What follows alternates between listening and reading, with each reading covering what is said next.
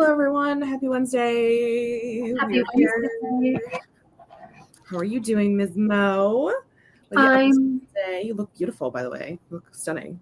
Thank you. I crazily am jet lagged, which is crazy because I was just on the East Coast, but I woke up at 5:30 this morning. I woke up at 5:30 this morning. I was like, I'm awake. Let's get up. So I've just been, I was like, we're gonna take a full shower. We're gonna give ourselves a blowout. We're gonna do our full makeup, everything. Anyway, I have an appointment at 11, so I will only be here for about 2 hours. Okay. 11 o'clock Mountain Time, pardon. But I am doing well because big announcement. I mean, you already know this, but big announcement, everybody. Your girly got her extension. So, my book is now, the first draft of my book is now due on September 1st. So I got a 2-month extension. I'm thrilled.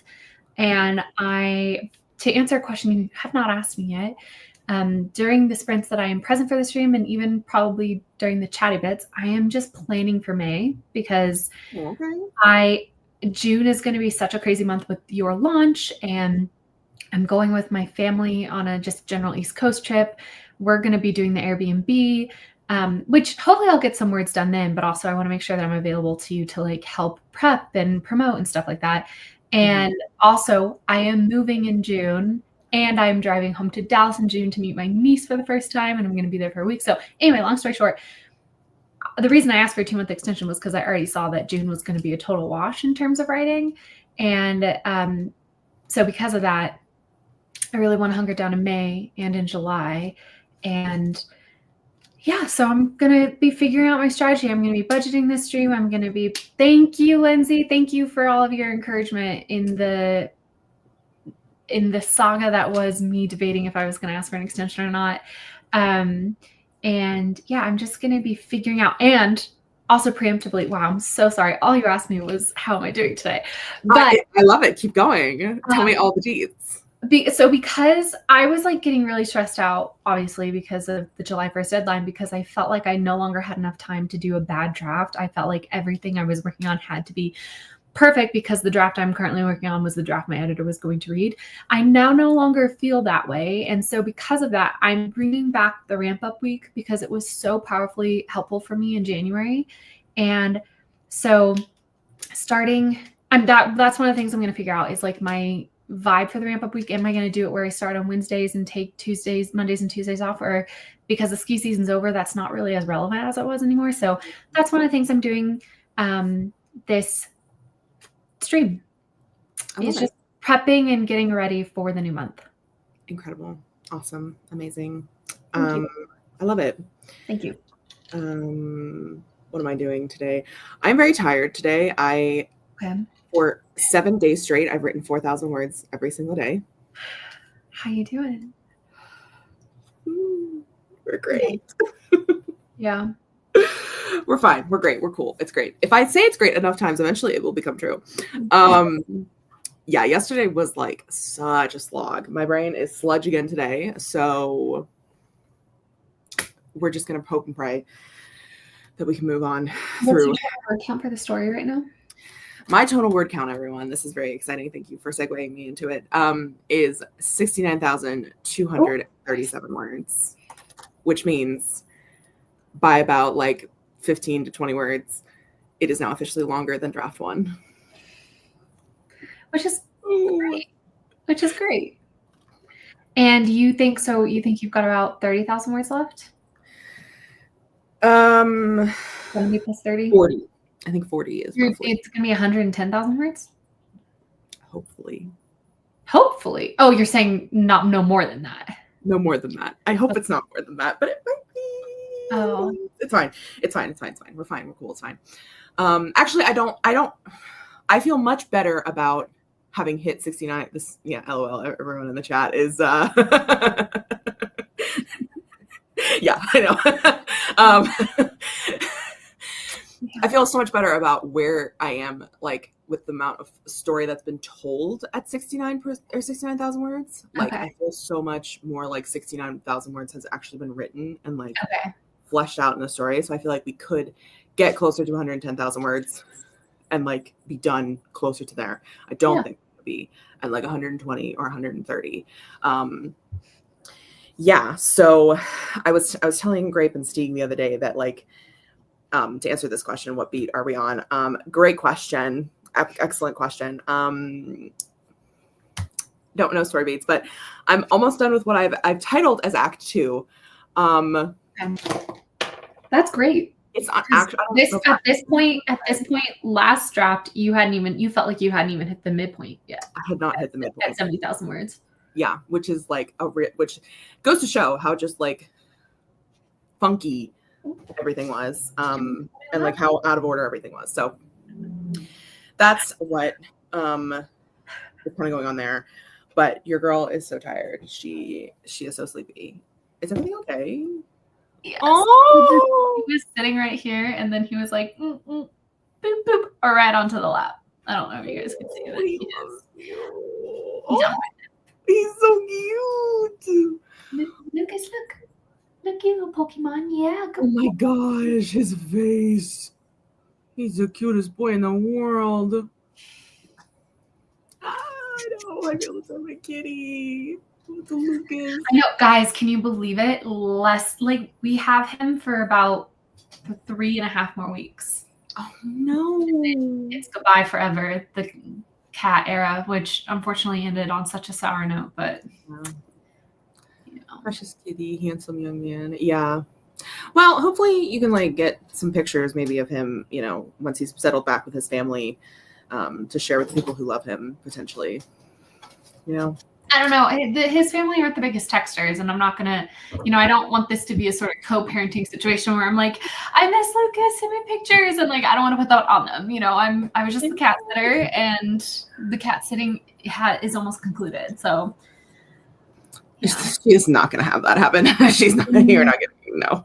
No, I kept waffling between it, being like, never let me do it, and then after losing one of the cats, I was like, literally no.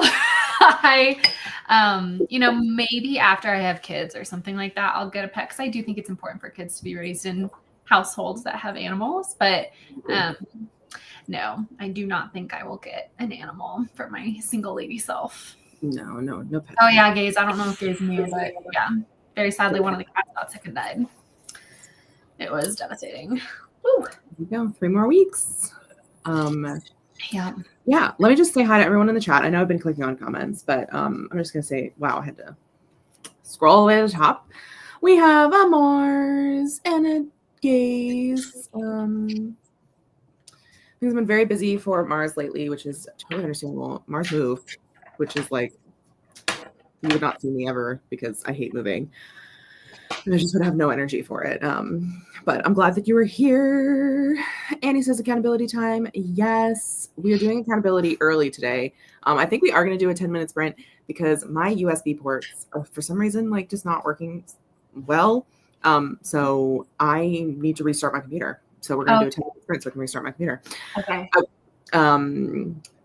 Just as like a, get your affairs in order, bitches. We're accountability is coming for you. What do you want? Do you want a treat? Come here. If you want a treat, you have to come here. Come here. You have to show the people your face. Also, while Katie's figuring this out, I want to get people's thoughts on Instagrams that are very face forward. I've just decided I really want to take my Instagram away from like me just constantly being like, a Dark and Secret Magic on sale, ebook $1.99, to being like about me and an author again. And like, when the ebook is coming out, I'll maybe do one post of that. But I was like looking at my Instagram, and it's all the most recent posts, except for the one that I just posted, are like about the book and about selling. And I'm like, I kind of want to stop selling. I kind of want to just have this be my Instagram space, but not have it be like a personal Instagram, still be like, this is a writer, but that's right. That's the aesthetic of the Instagram, is this is a writer's Instagram, a writer and a traveler. This is her, and a reader. We're starting to expand too much. What's the concept? But I don't know. You don't need a concept if it's just like an Instagram where you That's post true for you. But like the thing is that I do want to have a concept. I want to have a clear vision because I do want to still use it under the guise of not under the guise. I want to be forward about that. Like trying to build an audience, trying to be like, people be like, oh, this woman's so interesting. Now I want to read her books, you know? Yeah. But I'm like, I'm not the best photographer of like landscape or scenery and stuff. And so I feel like a lot of it would just be pictures of me. And I like, you know, like, I don't know. I'm not fully sure how to execute it, but I want to know people's thoughts. Like, I just feel like I would be annoyed if someone I was following was only posting about their book. Like I went and I looked at other author Instagrams, and none of them quite have what I'm looking for though. So maybe it's the best thing to do is just to be posting about your book. But I don't know. Yeah, I've also been. I don't find your Instagram annoying though. I want to make that very clear. I know. I didn't think I know. Like even if you did, I don't like whatever. Don't. You can find it annoying. Like I love the creativity behind the posts that you do. I just know myself and my limits. Like the thing I like about your Instagram is that even though you're, you know, promoting your book, you have a clear vision that you execute. There's, you know, and you have a clear aesthetic. I don't when marketing my book. And so, but I do think I could have a clear aesthetic when I'm marketing myself, if that makes sense. Actually, let me send you somebody. I don't know.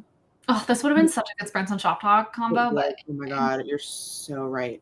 Her name's Hannah Witten. She's an author. Let me send you her profile. Like she doesn't like, she obviously like promotes her books and stuff, but she does it in like a very aesthetic manner. And when I think about like an author Instagram, she's kind of who I think of. Okay. Let me just send you this first post off of her page, and you can look at her stuff. Because like she does do promotion. And I thought of her immediately because she has a very like dark, whimsical fantasy thing, which I think you could also maybe lean into if you wanted to like also change up like your aesthetic and have it match like Adasm and About Yule. About Yule. Which is so funny because it's not about Yule.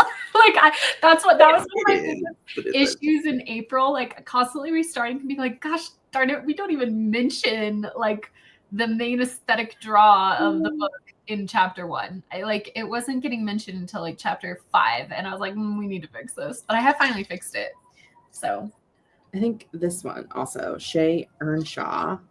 I've not read of any of Shay Earnshaw's books, but she also has like I think she's transformed a little more into promotion.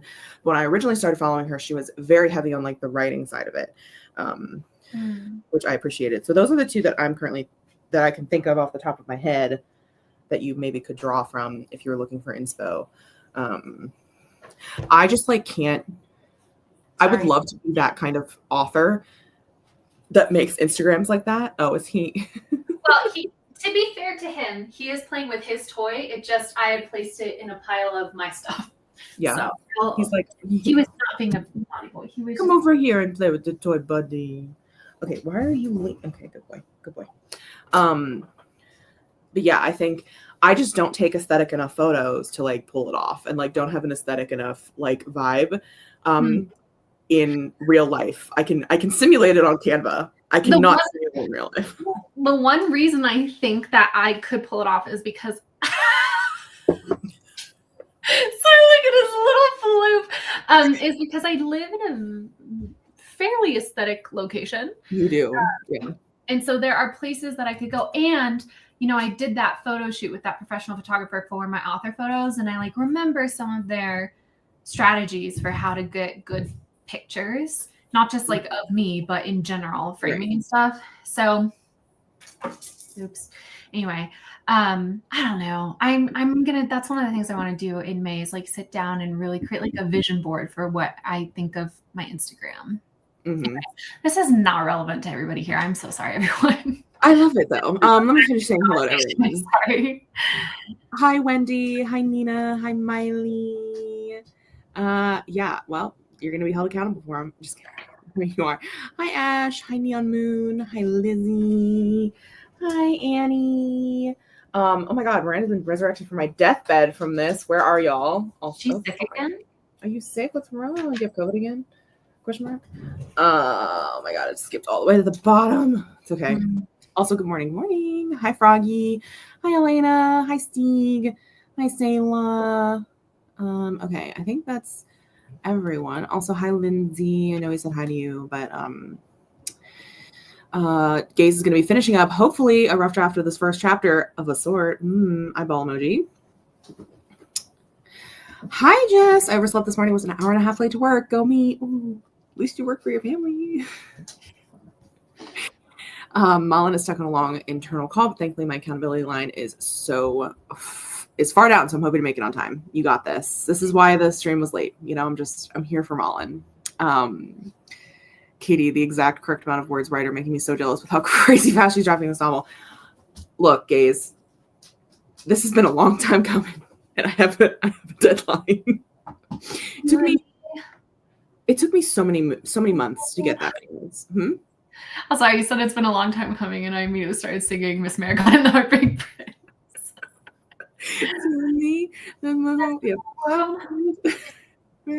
She's a bad, bad girl. Okay. I love that song. Okay. Steak is on a train currently, or boat, something, question mark. I saw it somewhere as I scrolled past, and Grape Fry will be here later. She's just at an appointment. Yeah, I think Grape and I might switch tag it. Yeah, because I don't think so. I think Grape will be here before you, but oh, really? Okay. If you're still selling, but you're just selling yourself instead of a singular book, yeah. Yeah. What the fuck are you doing over there? I think that I feel more authentic. Like, even though it's with, like, definitely the intention of growing my audience, I just feel way more authentic just posting snapshots of my day with, like, a caption rather than, you know, like, doing all this stuff in Canva and everything like that. And and I also think I have a way higher chance of sticking with it. You know, if I really wanted to start, like, being a powerhouse, like posting maybe every other day to Instagram, I cannot do that if it involves Canva. I just know myself at this point, especially if I'm trying to hunker down and finish a book.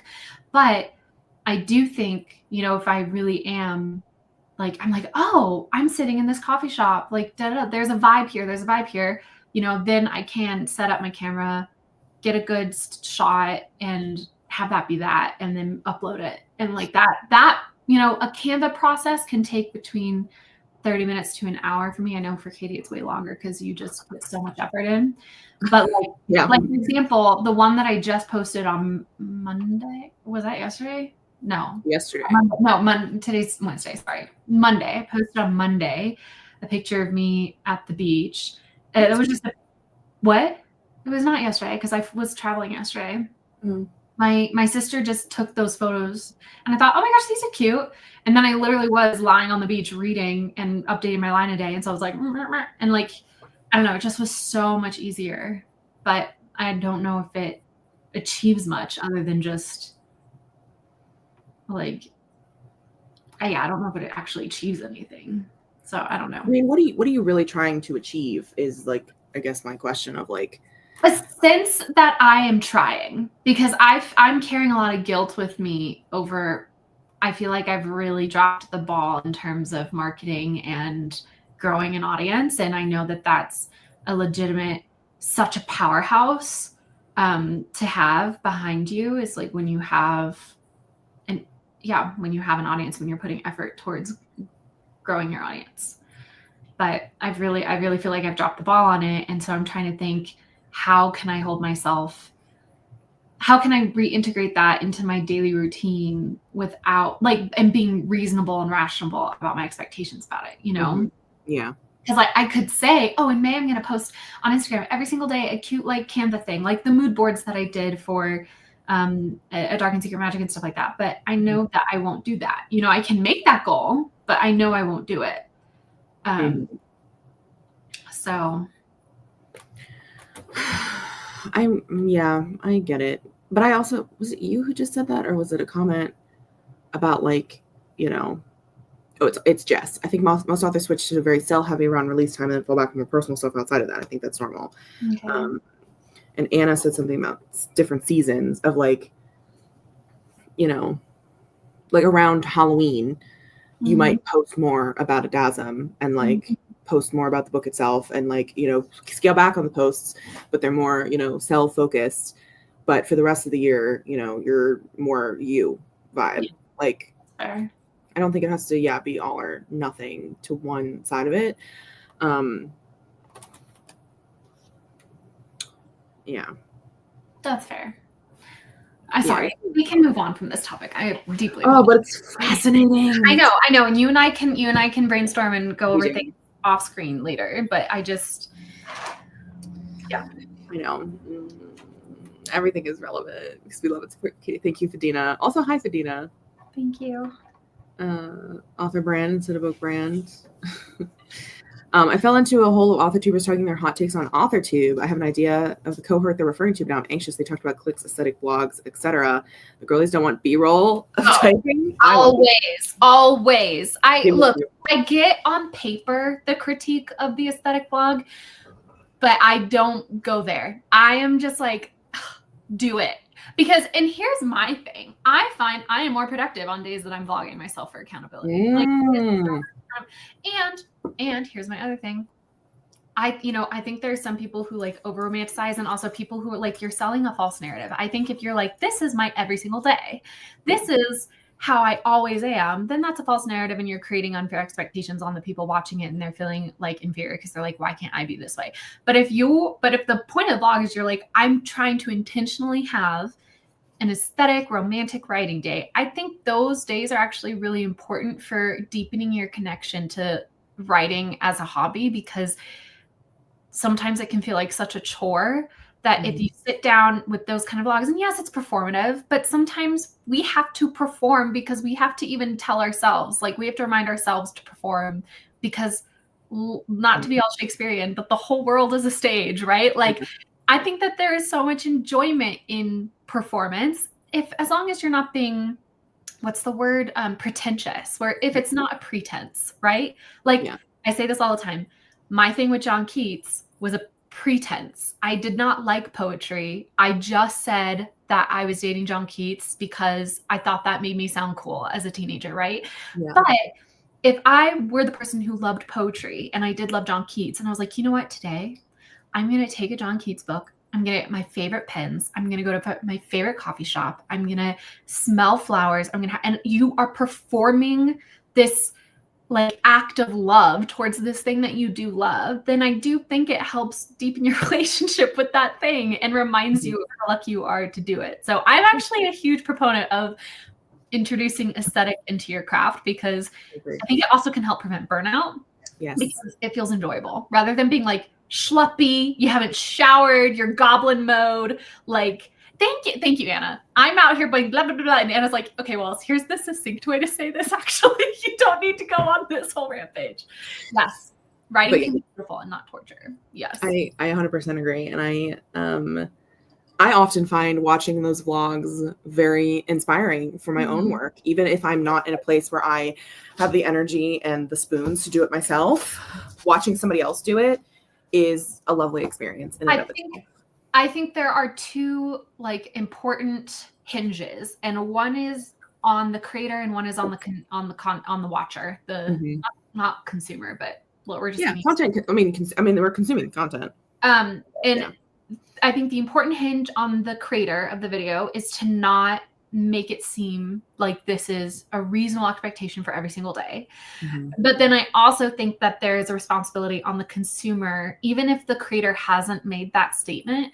There's a responsibility on the consumer to not let these things have an impact on your self-esteem if it is not how you are doing things, right? You can watch these and think, how could I incorporate some of these elements into my life to make me enjoy writing more? But you should not be thinking, oh, I shouldn't even be a writer because my writing process doesn't look like this.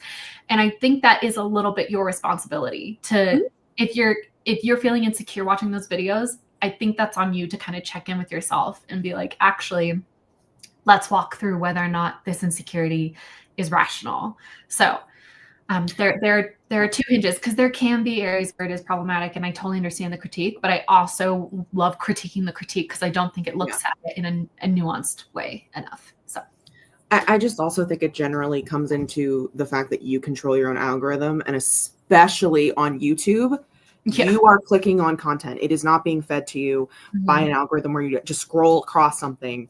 Like, you are deciding what you are watching, and you have a responsibility for how that makes you feel. If you do not like it, stop clicking on that content and pick something else. Find another AuthorTuber, like if you, specifically for this thing, but it applies for everything else. But find an AuthorTuber who does content that does not make you feel like shit. And if someone makes you feel like shit for whatever reason it is, like, just stop watching the content. You don't have to watch the content.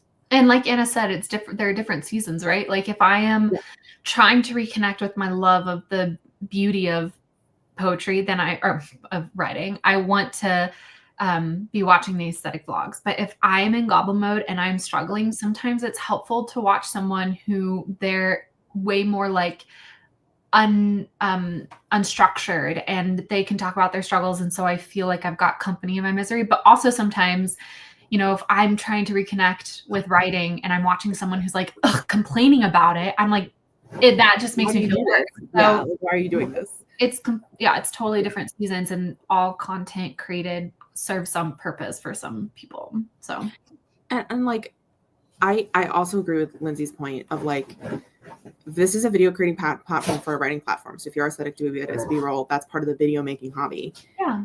And then like, that's also something of like, you know, people who are making these videos, like, it takes time and effort to do that. They're enjoying the process of creating something alongside their other hobby. Like, there is like, this is a creative space. Like, and not to go all therapy talk, but I'm a big believer in the idea of 5 senses soothing, right? And sometimes like, I know a lot of people are like, oh, to be so enamored with aesthetic is like kind of shallow and whatever, but I disagree. I think it's a beautiful, like, humans crave beauty.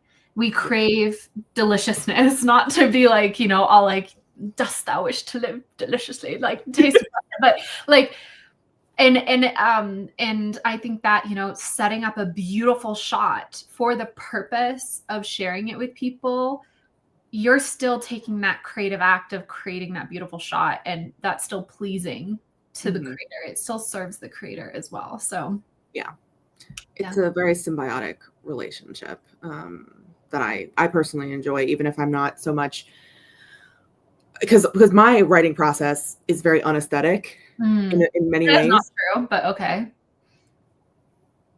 I'm goblining all the time, and I don't really want to. But you have such a clear aesthetic to me. That's like, it's like a very clear aesthetic. But it's hard. It's not. I would say it's not a romantic aesthetic, but you have a very clear.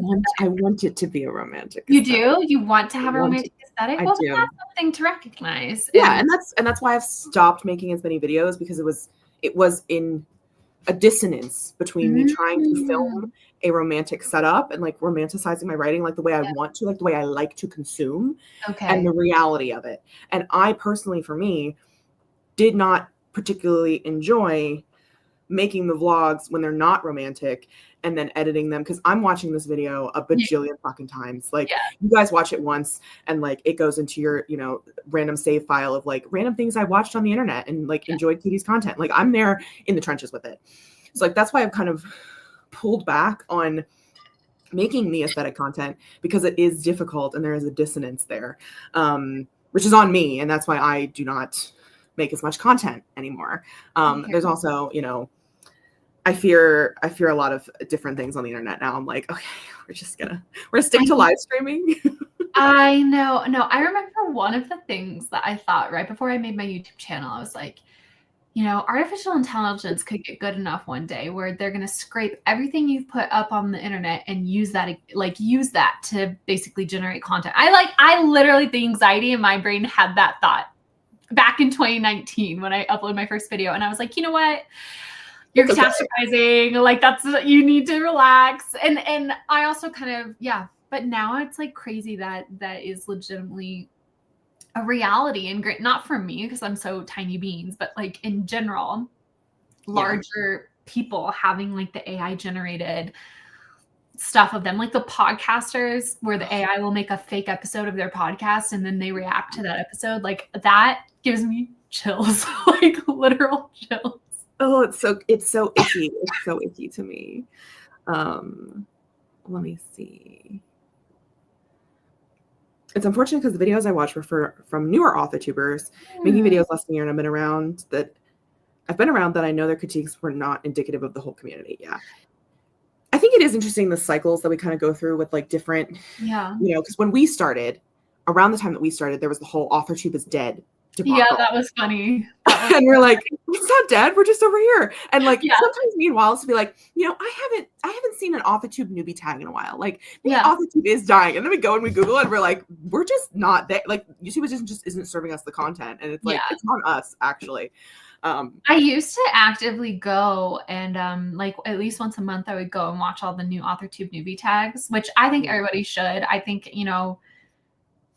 we all got lucky that we all started right around the same time. But, I just think, and maybe this is like my naivete, but I really do think that this community specifically attracts a personality that we all generally vibe with. And those personalities are entering into the space fairly frequently. And so we shouldn't, just because we found each other doesn't mean we shouldn't like constantly be still reaching out to people unless you've reached your social capacity. And then I understand. But,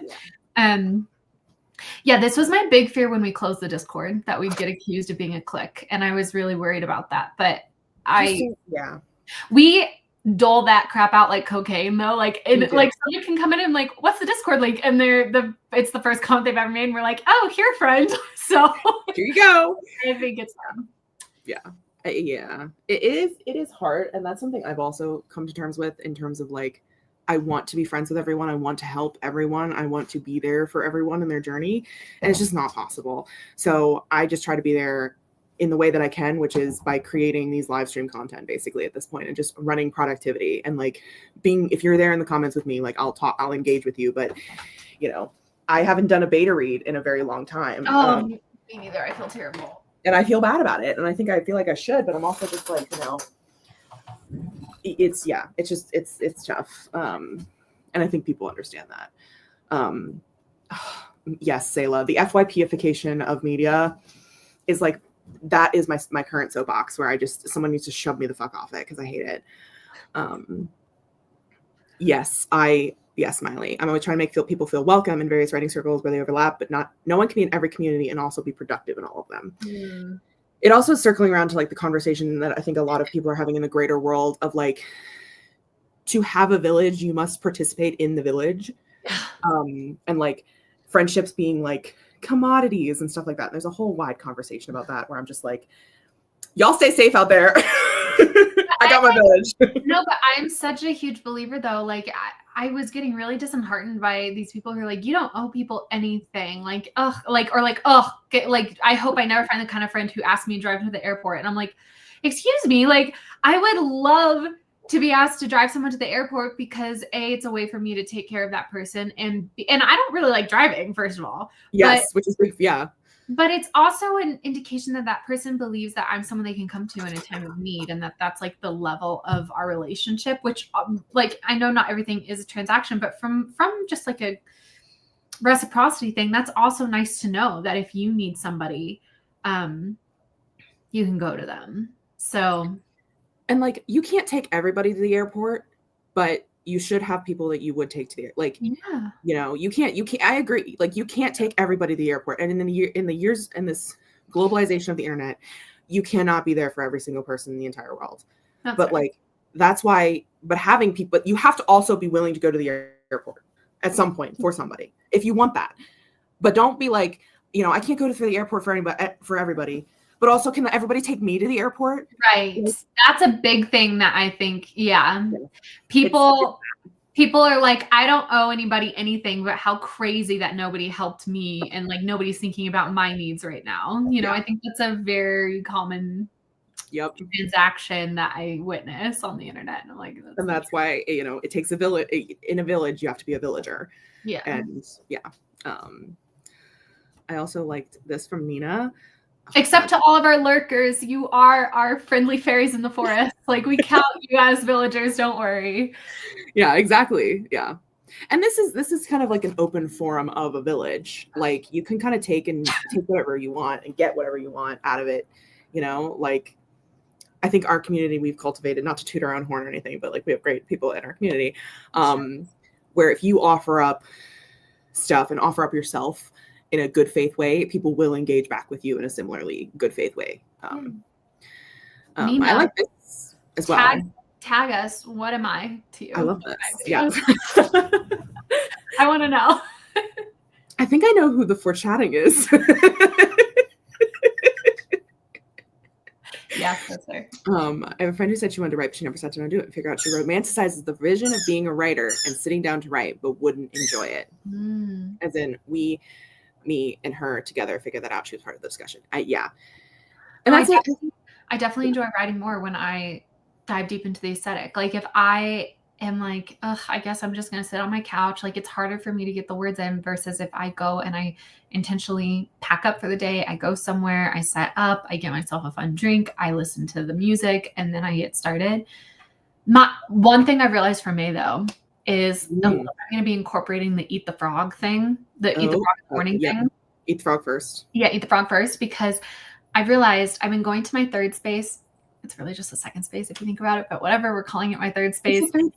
I've been going to a third space, and I will get there and I'll set up and I'll be like, I'm just gonna, before I start writing, you know, I make myself a coffee and stuff like that. And then I go up and I'm like, okay, now I'm gonna check my Slacks for my agent, siblings and stuff like that. And then I have some stuff for my big girl job, like just, 6 to 7 tasks over the course of like maybe 30 minutes that for whatever reason are enough for me to then be like, oh, now I don't want to write. I just want to like watch makeup videos or whatever. And I really don't want to do that at that space. I want that space to always just be a productive space and my brain to associate with being productive.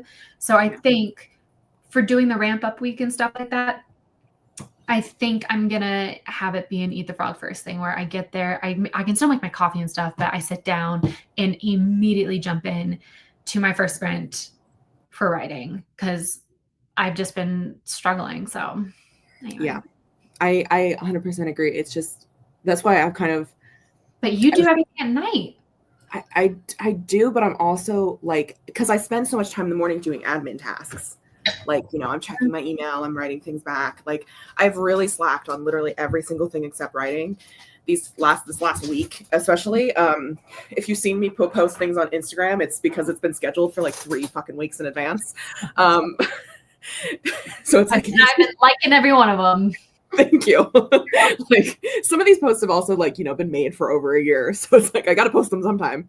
But yeah, it's just, it's oh God, it's just so exhausting. And then writing needs to take priority at this point. How are you feeling, by the way? Like, we've talked so much about, my relief over having an extension, etc. But your deadline is when? For the publisher is when? June 1st is when it's due. June 1st. How are you feeling now with you're a month out? Oh God. Oh. I feel honestly better about it. I feel pretty good.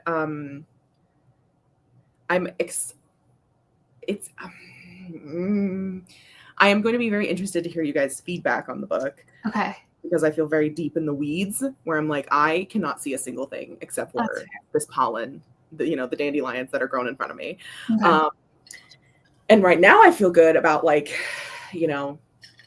theoretically sending this draft to my editor. That's great, honestly.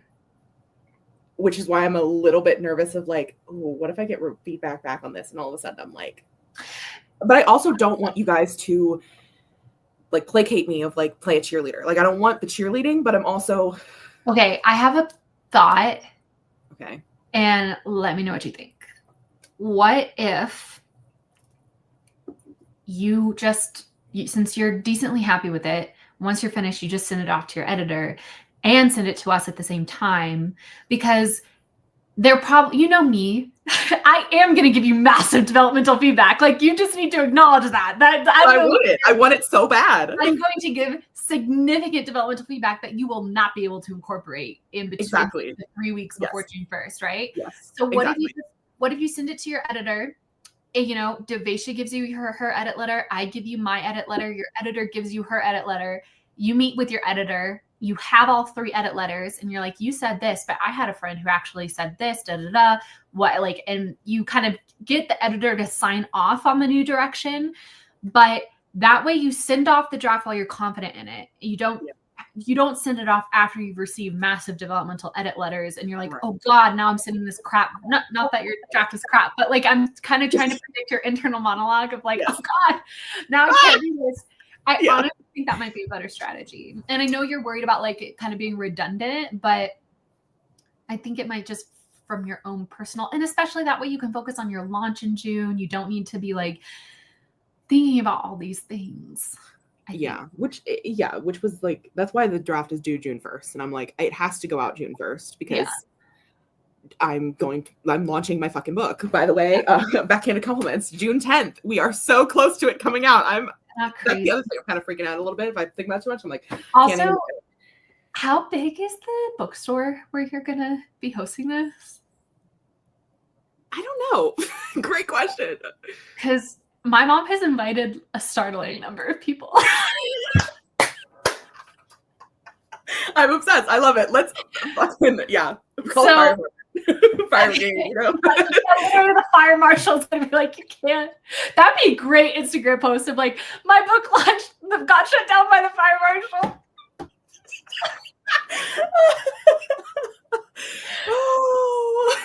Anyway. Yes, always. That's so funny. I love her mom so much. Bye, Flora. Have a wonderful time at pizza. Let me see. Yeah, the edits that I'm just developmental, you know, like, you know, whatever, how to get the book to be a good book, you know. Wow, everybody's so chatty in the comments today. It's like they don't want us to sprint. Like, it's because it's us, and we do this all the time. Also, I thought this was funny. Eat the frog. Oh, no, sorry, Froggy. Sorry. Eat a slug. Yeah. Also, hi, Ann Cat. Oh, I love to see you. Hi. You are a critical pillar of this community, Ann Cat. You are the voice of the lurkers. Like, that is your role, is that you are a lurker, but the one lurker who sometimes peeps out of the shadows to be like, the lurkers are here, and then going back in, you know? So, also, I did want to say that Nina says that you and I are both on her motivation list. When the motivation is gone, I can go to your channels to get motivated to write again. And that makes me feel really happy because it's sort of like, I'm not just putting videos out into the void. If I'm like actively helping other writers write, that is like such an inspiration to me to feel like those videos mean something to people. So thanks, Nina. I agree. It makes me feel good. Makes me think, oh, maybe I should make more videos. I see the rise in writers having to market themselves as also showing a rise in aesthetic without the work. Correlation isn't causation, but there's something there. Yeah, I don't think I think it's just difficult because, you know, I know for me, like, well, not so much for me because I stream so much. But, you know, you literally don't get to see, like, writers could be putting out aesthetic content and also writing. And, like, I think there's you know, so many indie authors who are very aesthetic, who I personally follow, like, they're putting out like 3 books a year. So, like, they're doing the writing, they're putting in the work, which I'm like, how do you do it? How do you do this? How do you do this? I've never heard that exact phrase, but oh my God, Wallace, this is exactly why I did my current workday swap to 1 hour admin in the AM, writing all day, 1 hour admin before clocking off. Amazing. Yeah. It's the writing all day I really need to lock into. Let's see. That's so difficult. Yeah, and that was what I'm hoping the third space. I am going to be filming a video soon because now I've been at the co-working space for 2 weeks now. So maybe not this week because I kind of want to let myself settle into the routine of the new month and stuff like that. But maybe like second week of May, I'll be filming a like either day in my life. I think I'll start with a day in my life. Yeah. To focus on the co-working space and all the cool things about it. And then maybe later I'll film another ramp up week vlog where I film the whole week. But I also got to get better about when I'm doing a weekly vlog of limiting myself to like 5 minutes of footage per day, because that's the thing that I film these huge vlogs. You guys don't understand the way I have so many week in my life vlogs that never get uploaded because the task of uploading them is so insurmountable because it's hours of footage. And so I watched this vlog the other day of a girl doing micro cleaning for an entire week. And I was like, oh, like this makes sense. She was like, she's not, here's my whole Tuesday and the thing I do to micro clean. She's like, hey, it's Tuesday. I've micro cleaned. But hi, it's Wednesday. So here's my micro clean. Exactly. I was like, oh, I need to do that. Like, I don't need for a weekly vlog to show me waking up, brushing my teeth and stuff like that. It just can be, the couple of sprints that I do for the day. And then maybe like one fun thing at the co-working space that I did as well, and that's it. Yeah, that works. Not the Steve edit letter eraser. Sorry, I didn't know you were going to read it. But I'm sure you will give a phenomenal edit letter because you always do. Many edit letters. I have to contact the newly opened romance bookstore in my area and make sure they're going to stock me. I'm going to cry. Y'all are my best street team. This is excellent news. There you go. You can read it. That is excellent. You read it right after exams. It's your reward. Yes, Mamizo. Mismo.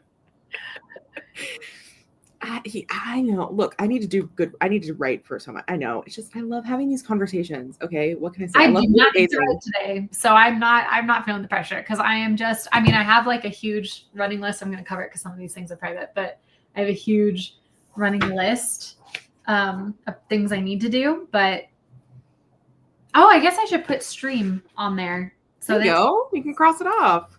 I can cross it off. I've already done several things today, actually, because I woke up so early. Look, y'all, if there's one thing about me, I love navel gazing, especially about writing. You love navel gazing? Yeah, navel gazing. Like staring at a belly button?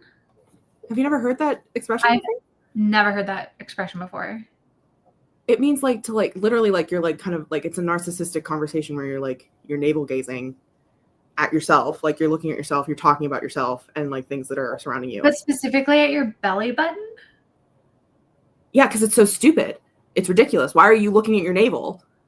Navel have you serious? I've never heard this phrase before. I'm not saying it's not real. It's just oh my god.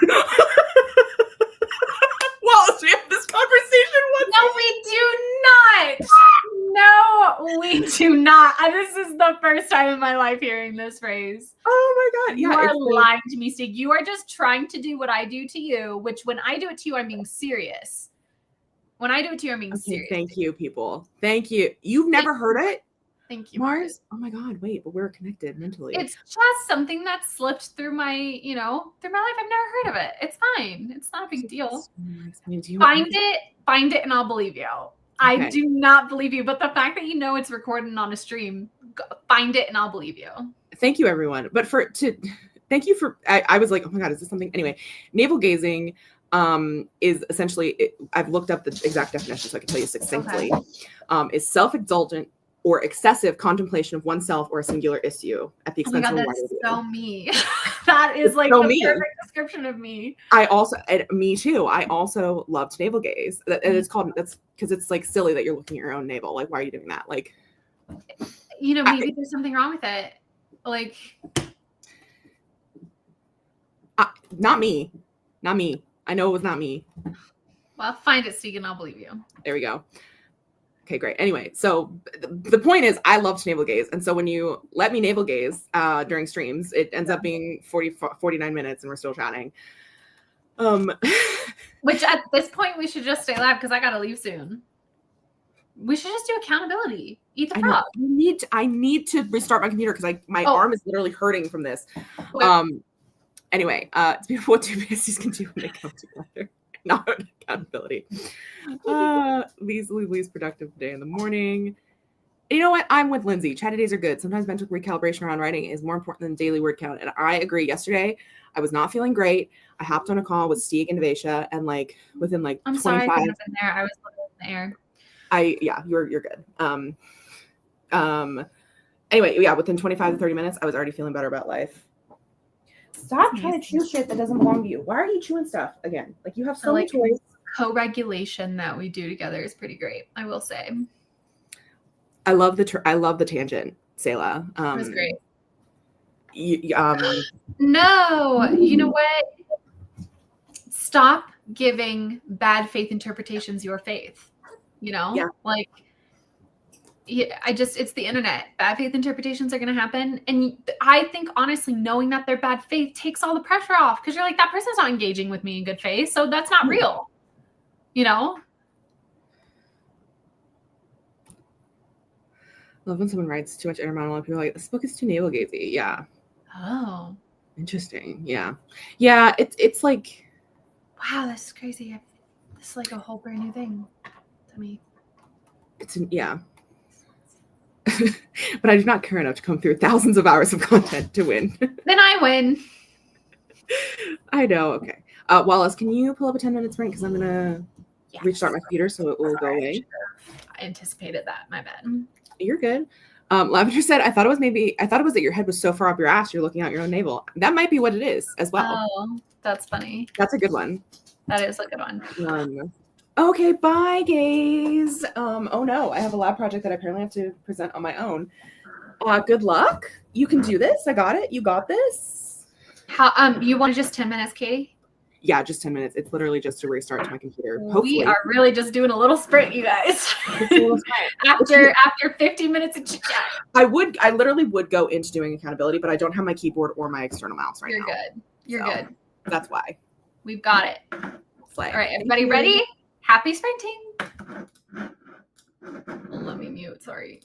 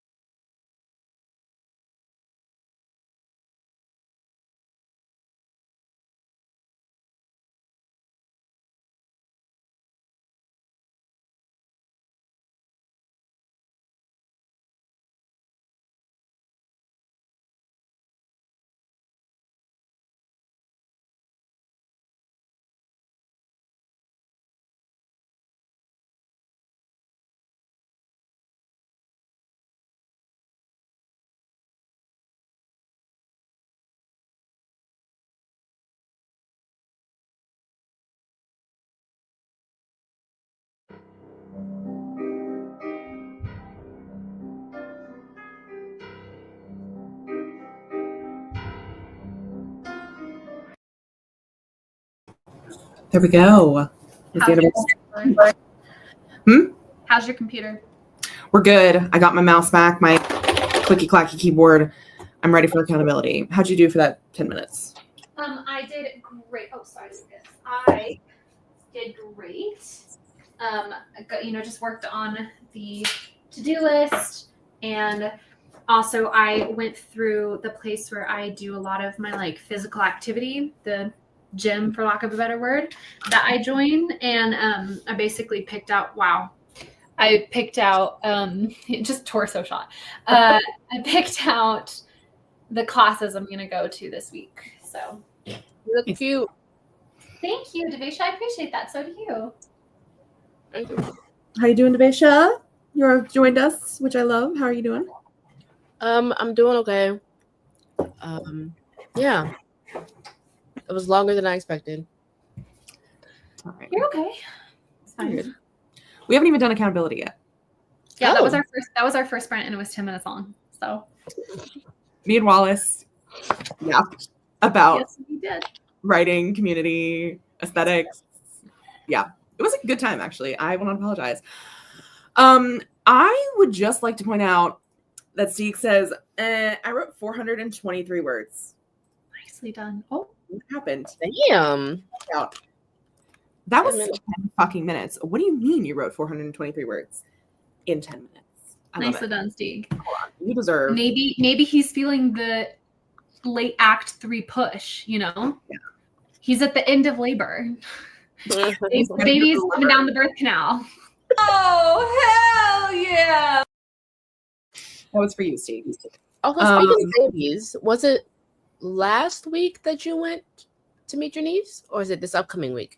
I have not met her, and I will not meet her until June, very sadly. What? I thought you were going down for your mom's birthday. I went to Florida. Oh. Sorry. Okay. Brain worm. Sorry. It's okay. Can't keep up with the kiddies. It's okay. Oh, the baby's out, apparently, waiting for the placenta now. Oh, love to hear that. There you go. In the time Steve wrote 423 words, I grabbed a glass of wine and moved my sunbed and laptop to a better spot. That's a very important part of the writing process. Agree. Wendy got 195 words. Amazing. We had a Lane join us and a Lisa. Hi, Lisa. I'm sorry you're in your head today. Hopefully we can help you get out of it a little bit just by chitty chatting around. And as Miranda says, time to speed run. No, God, please, no. And Oop. there we go. We are doing accountability, everyone. We are speed running this. We are getting it over as fast as humanly possible, and hopefully as painlessly as possible, because we have a lot of people to get through. Look at everybody held accountable. Not me though. Y'all stay safe. Not me either. But I did put myself on the May, by the way, which I have made. Everyone put yourself on May if you want, because May is tomorrow. All right, first up, we're up with Amanda Rowland. Who I think is tomorrow. Yeah, it is. We're not going to freak out about it. It's still April today. Finished writing the card game and Date Night with Husband. One was in progress. Actually finished on my card game. Soleil. Date Night is planned for Wednesday. Will be after accountability, but still done. I love that for you, Amanda. I bestow upon you a nice. Nice.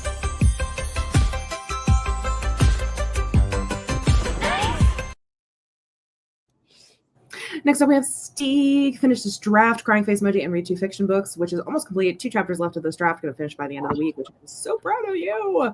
I'm giving you a hell yeah, because you are just iconic. Oh, hell yeah.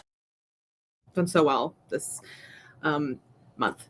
Next up, we have Nina. Write a chapter in multiple projects until I find one I like. Spend more time cuddling the cat and bunnies. So mental health is mental healthing. Instantly fell in love with Dark Academia. And I know Nina got 15,000 words. So absolute slay. Struggling but working on the mental health, which we love. Which means, Nina, I'm going to bestow upon you a Meryl. Yes. You're getting a Meryl. I love it. Next up, we got Jessica. Continue Krampus, maybe finish it. It's doubted. And work on the Go Luck Yourself fan fiction because fan fictions are my self-care, damn it. And I agree. You don't have to justify that to me. Still working on Krampus, and nothing of the fanfic has been done. Oh well. I feel like this maybe is like a polite golf clap? Question mark. Well, the Krampus is their main project. Oh, that's So true. like, why Maybe a not? wow. Yeah. Wow. Wow. There you go. Good job, Jessica. Illy. Next up is Keiko. Rough draft of Owl Light Book 1. Not buying food for work break every day except for ice or water, iced tea when needed. One has failed, one is abandoned. Oh no. That's so hard. Stress holiday retail and no energy cook before after work. Still trying to finish during the quarter and finish cataloging my library though, which I did see on the Discord.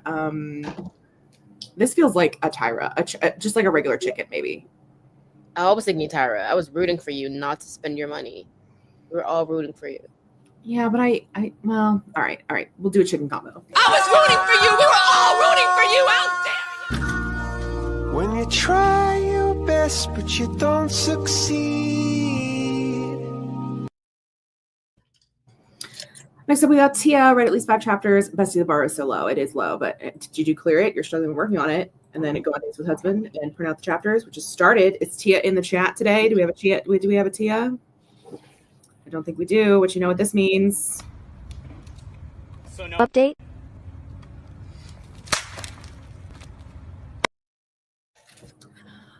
Oh, why did my screen go black? Hello, there it is. Okay, we're back. We're fine. The gremlins are getting me today. We're good. My computer was like, you're speeding too fast, but never too fast. Need for speed. Next up is Lynn, write for 30 minutes a day. And my first thought was, there's not going to be a self-care goal, you stupid slut. So maybe an easy one I've done before. Bed by 9:10, which was completed. Moved on March 31st and still not feeling settled. Skipped one day of writing, and now it's been 2 weeks since I've written anything. Oops. Missed a handful of early nights this month, but I call that a win. You know what's coming, Lynn. I love you, but I was rooting for you. We were all rooting for you out there. When you try your best, but you don't succeed. Everyone knows that when you move, it takes at least 6 months to get acclimated into a regular schedule. it's true, but now Lynn knows. Next up is Archer, write 3 times a week, and finally decide what I'm doing at work, stay on a training at the end of this month, or return to the old department, so stop stressing about deciding, which was completed. Had some health stuff affect my vision, so I reduced my goal. Hopefully I can at least have 10 writing months. Nope, 10 writing days. So far 9. I feel like that's pretty good. Also with health stuff is tough. Maybe a groovy. Yeah, groovy. You got a groovy. We're feeling generous today. Groovy, baby. Lynn is Delulu. She knows she's Delulu. Next up we have Margot. Finish rough draft 2 of Blood. Go to the farmer's market once a week. In progress, struggling with working on it. Margot, I see you in the Discord. My darling. So no. Update.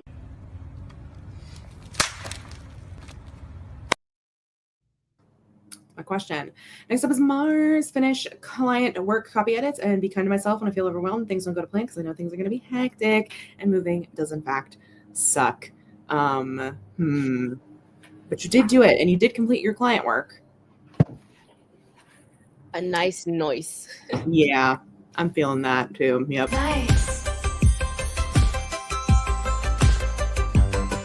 Nice. I did not give you the tongue pop though. Okay, I was being nice to you. Being nice to y'all. Next up is Susan. 15,000 words in Gold Mine Horror and Daily Walk PT. What is almost finished, the other one recovered. Recovery has been bumpy. I've done my PT every day. We get almost close to 14,000 basically. So very close. You're doing well. I know you're struggling with like Hell next one. Yeah. Oh, hell yeah. There you go. Next we have Lisa, which is to hit the April Adventures and to maintain physical therapy. You were killed it on April Adventures, Lisa. And I'm really hoping that, your new meds start to affect me come June. Be tremendously. And starting the meds is really quickly is really good. So I think, Lisa, I'm going to give you a Meryl because I'm just proud of you, Lisa. And I love you. Meryl. Yes. Sometimes God does pick favorites, but luckily I'm not Jod. Next up is Zainab. Zainab, I know you're probably really, really struggling with school because it's finals time. So I'm gonna give a chicken to Zainab. I know there's nothing here, but I just feel like Zainab needs a chicken right now. When you try your best but you don't succeed. Go Zainab. Illy, hope you're doing well in your finals. Next up, we have Lavender. Finished current grad school class. It's been a satisfying but not stressful amount of time working on creative projects. The research project is almost done. Why did my computer just black? It's fine. Had to scrap a bunch of stuff. Made progress though, and been good with the creative writing. Maybe nice affectionate. Feeling a nice affectionate. Nice.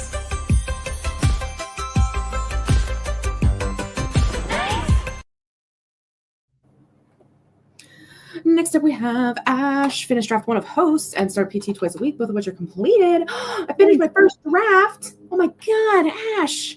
Wait this immediately. Your Jod approves.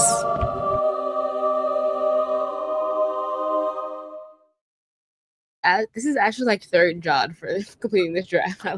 I love it. Here's the thing. You tell me you finished a draft, I'm giving you a Jod. It's automatic. That's how it works. Okay? Good job, Ash. Very proud of you, and we love it for you. And I hope you're here to enjoy your other Jod approves. Next up, we have Miley. Make the festival scene in Coast of Bone. Oh, I love a festival scene. And make a normal wheel once a week, which was failed. Both of which were failed. Oh, it was a rough month for me and Arthur. New shiny idea took a lot of brain space for the last week and a half, but chewed on a plot snag, and I'm now continuing, which we love to see. But unfortunately, Miley, you failed both of those, which means you do in fact get, I'm going to give you this. Well, yeah. I was rooting for you. We were all rooting for you. How dare you? When you try your best but you don't succeed.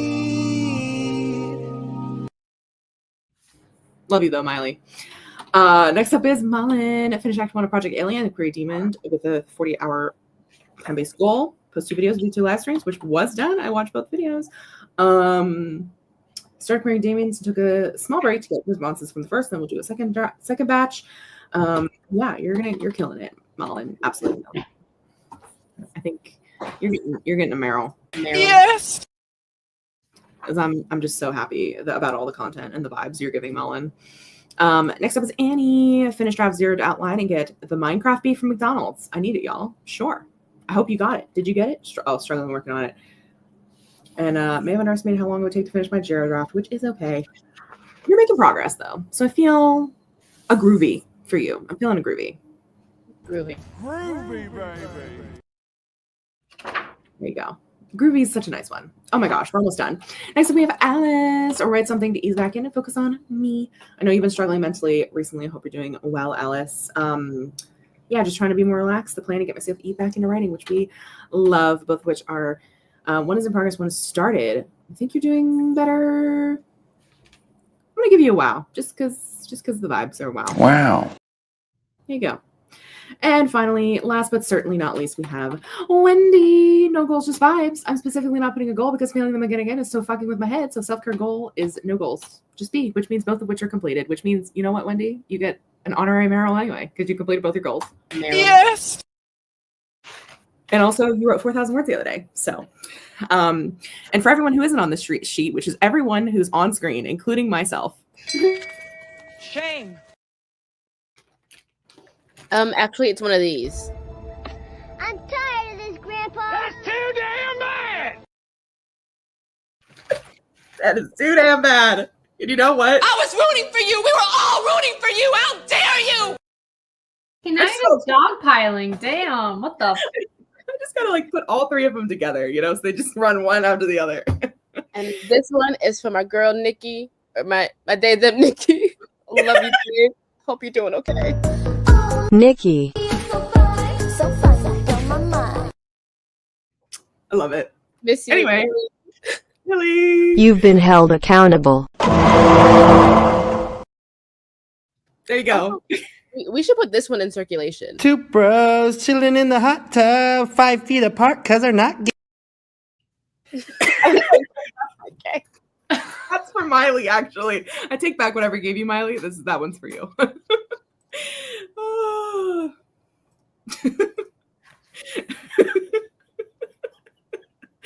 Oh, love Meryl as always. A steer goal, really. What a performance! I'm only minutes before my staff meeting. It only took me how many fucking years to get like speed through accountability. So many years. Let's go back to the BC background and just take a breath. How's everybody feeling? How are the vibes? The vibes are hunger. Sorry. Well, you were here first. There you go. Take your rightful spot. I was saying they're so good because I was like, I really need for when I go to my co-working space, I really need to get a daily planner thing where because it's like, you know, just like this, I'm saying down, this is my plan for today. And I realized I literally already have one from Hemlock and Oak. And that I use like these are how many of the pages I've used. And these are how many are left. And I was flipping through it, and there's some beautiful like journaling things at the start that actually I took the time to do, and I'm like really honored that I like wrote down all these things. Like a lot of it, like it's like personal values, and you go through and you like highlight the things that are important to you, and then on the other page you're like, okay, break them up into sections, and then from there rank your top 5 values, and then like how are your goals fulfilling those values, etc. But I got this like 2 years ago, and I was like, you know what, I'm just gonna start fresh. I went on to the Hemlock and Oak. A new one of these was gonna cost $55, and I just sat there and I was like, I really like the things I wrote at the beginning, and yeah, there are like pages in here that aren't as pretty. And one of the things, sorry not to always be talking about therapy, but one of the things my therapist and I recently talked about is like my shopping habits, my shopping compulsion is directly related to my need to perfectify things like aesthetically, which I will say, like, for all of my championing of aesthetic, I do understand that it can lead into overconsumption. Like, I get that. Anyway, so the reason I'm doing great is because during accountability, I went ahead and I marked off all the used pages with a paper clip so I don't have to look at them. And we've opened up to a fresh page, and we're just going to go and we're going to use what I have up, as is the true minimalist philosophy that I'm going to stick with. So I love it. I'm doing it. Is that the undated one? This is the undated one. Yes. That was 2 years ago? Sheesh. It was, let's see. Actually, I think it was last year because one of the first goals is to celebrate my sister's wedding. But I think I got this in the fall before, so I think it was 18 months ago, because one of the things that I said I wanted to do was plan her bridal shower, and I started planning for that last summer. So, no, 2 summers ago. I think it was 2 years ago, almost 2 years ago. Whew. Yeah. Can you believe we've almost been friends for 5 years? No. That we've been doing this 4.5. Wednesday. Let's not, jump the gun always and make us feel like time is going faster than it is. It's been 4.5 years. Almost. Yeah, that's true. I said almost. I feel Also, like we've been doing this every single week for 4.5 years. Yeah, well, you guys have. Well, you're a part of it. Shut up. You're a part of this, whether you're here every time or not. Whether you like it or not. You're in this polyule, bitch. Affectionate.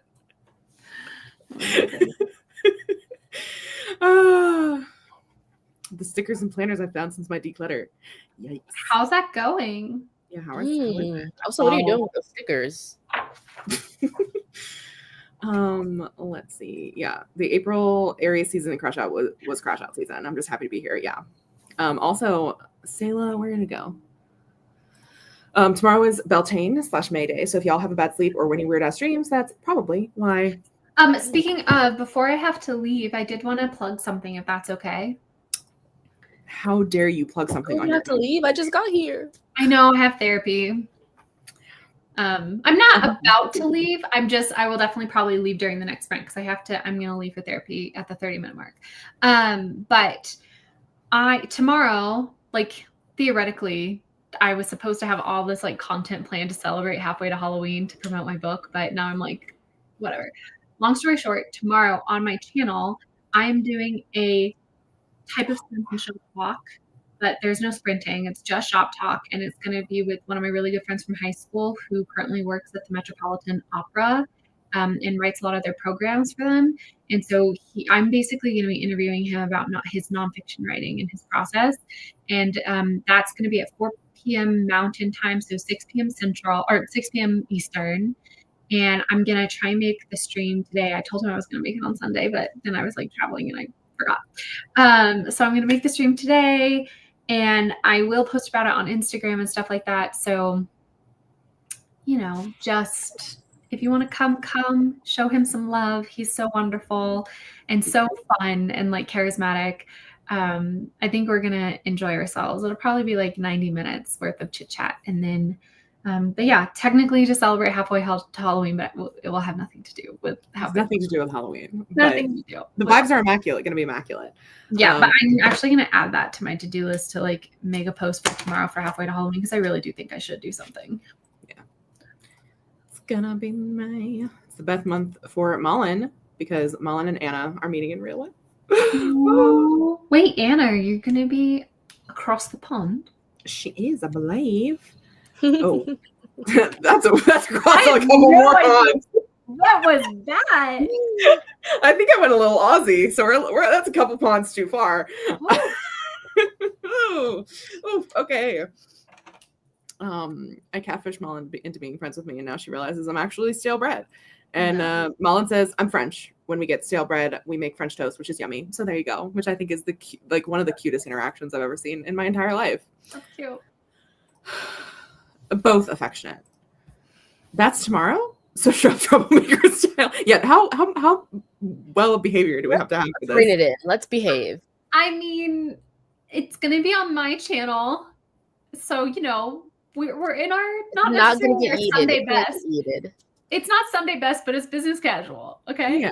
It's not, and like I can't imagine you guys talking about anything super unhinged that leads to unhingedness, because that tends to be the problem on Trouble Streams is we talk on screen about unhinged things and then people get unhinged in the comments because we like it. I can't imagine you and Chris talking about sounding. I'll be so for real. No. Same brain, Steeg. You guys are funny. We lost a Nina. Bye, Nina. Hope you have a good day. Does anyone get this joke? I'm so sorry, Wendy. I do not. Ramen month. Oh, it's gonna be May, but he's got ramen hair. Yeah, okay. You know what's so funny is that I don't even think of Justin Timberlake. I think of Taylor Swift in the song Out of the Woods, because she does the exact same thing. She goes, and when the sun came up, you were looking at May. You were looking at May. Oh, okay. Yeah. And I was every year I'm like, I should make this joke. I should make this joke and builds the How about you do this? Make this meme. Make this meme. Make the meme. Yeah. It could go viral like you're a goat meme. You were quick on that goat meme. You were the first one to do it. I was the first, but I didn't do it the best, and so mine never fully took off. It is my most viewed video, though, inherently. It is. But it's a good one too. Way too on Tumblr. I guess I'm not on the right side of Tumblr. Is there a right side of Tumblr? That's wrong side. Yeah. Well, there is a right side, yeah. All right. No. I'm in a bit of a Bujo slump at the moment. I may find a month in the happy planners that I can redact for June or July and use it for a month to shake things up.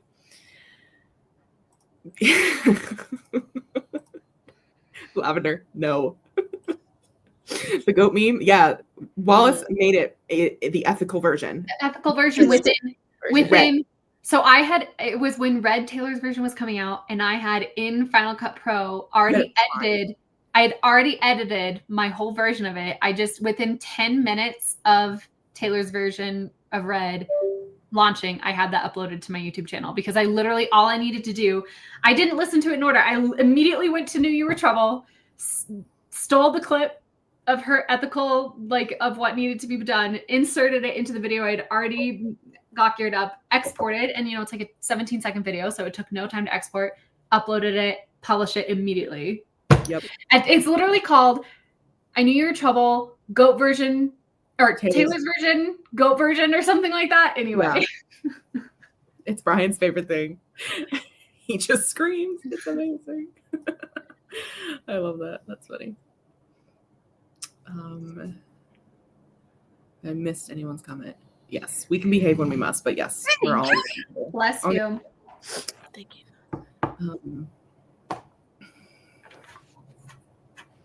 Wallace, you are famous.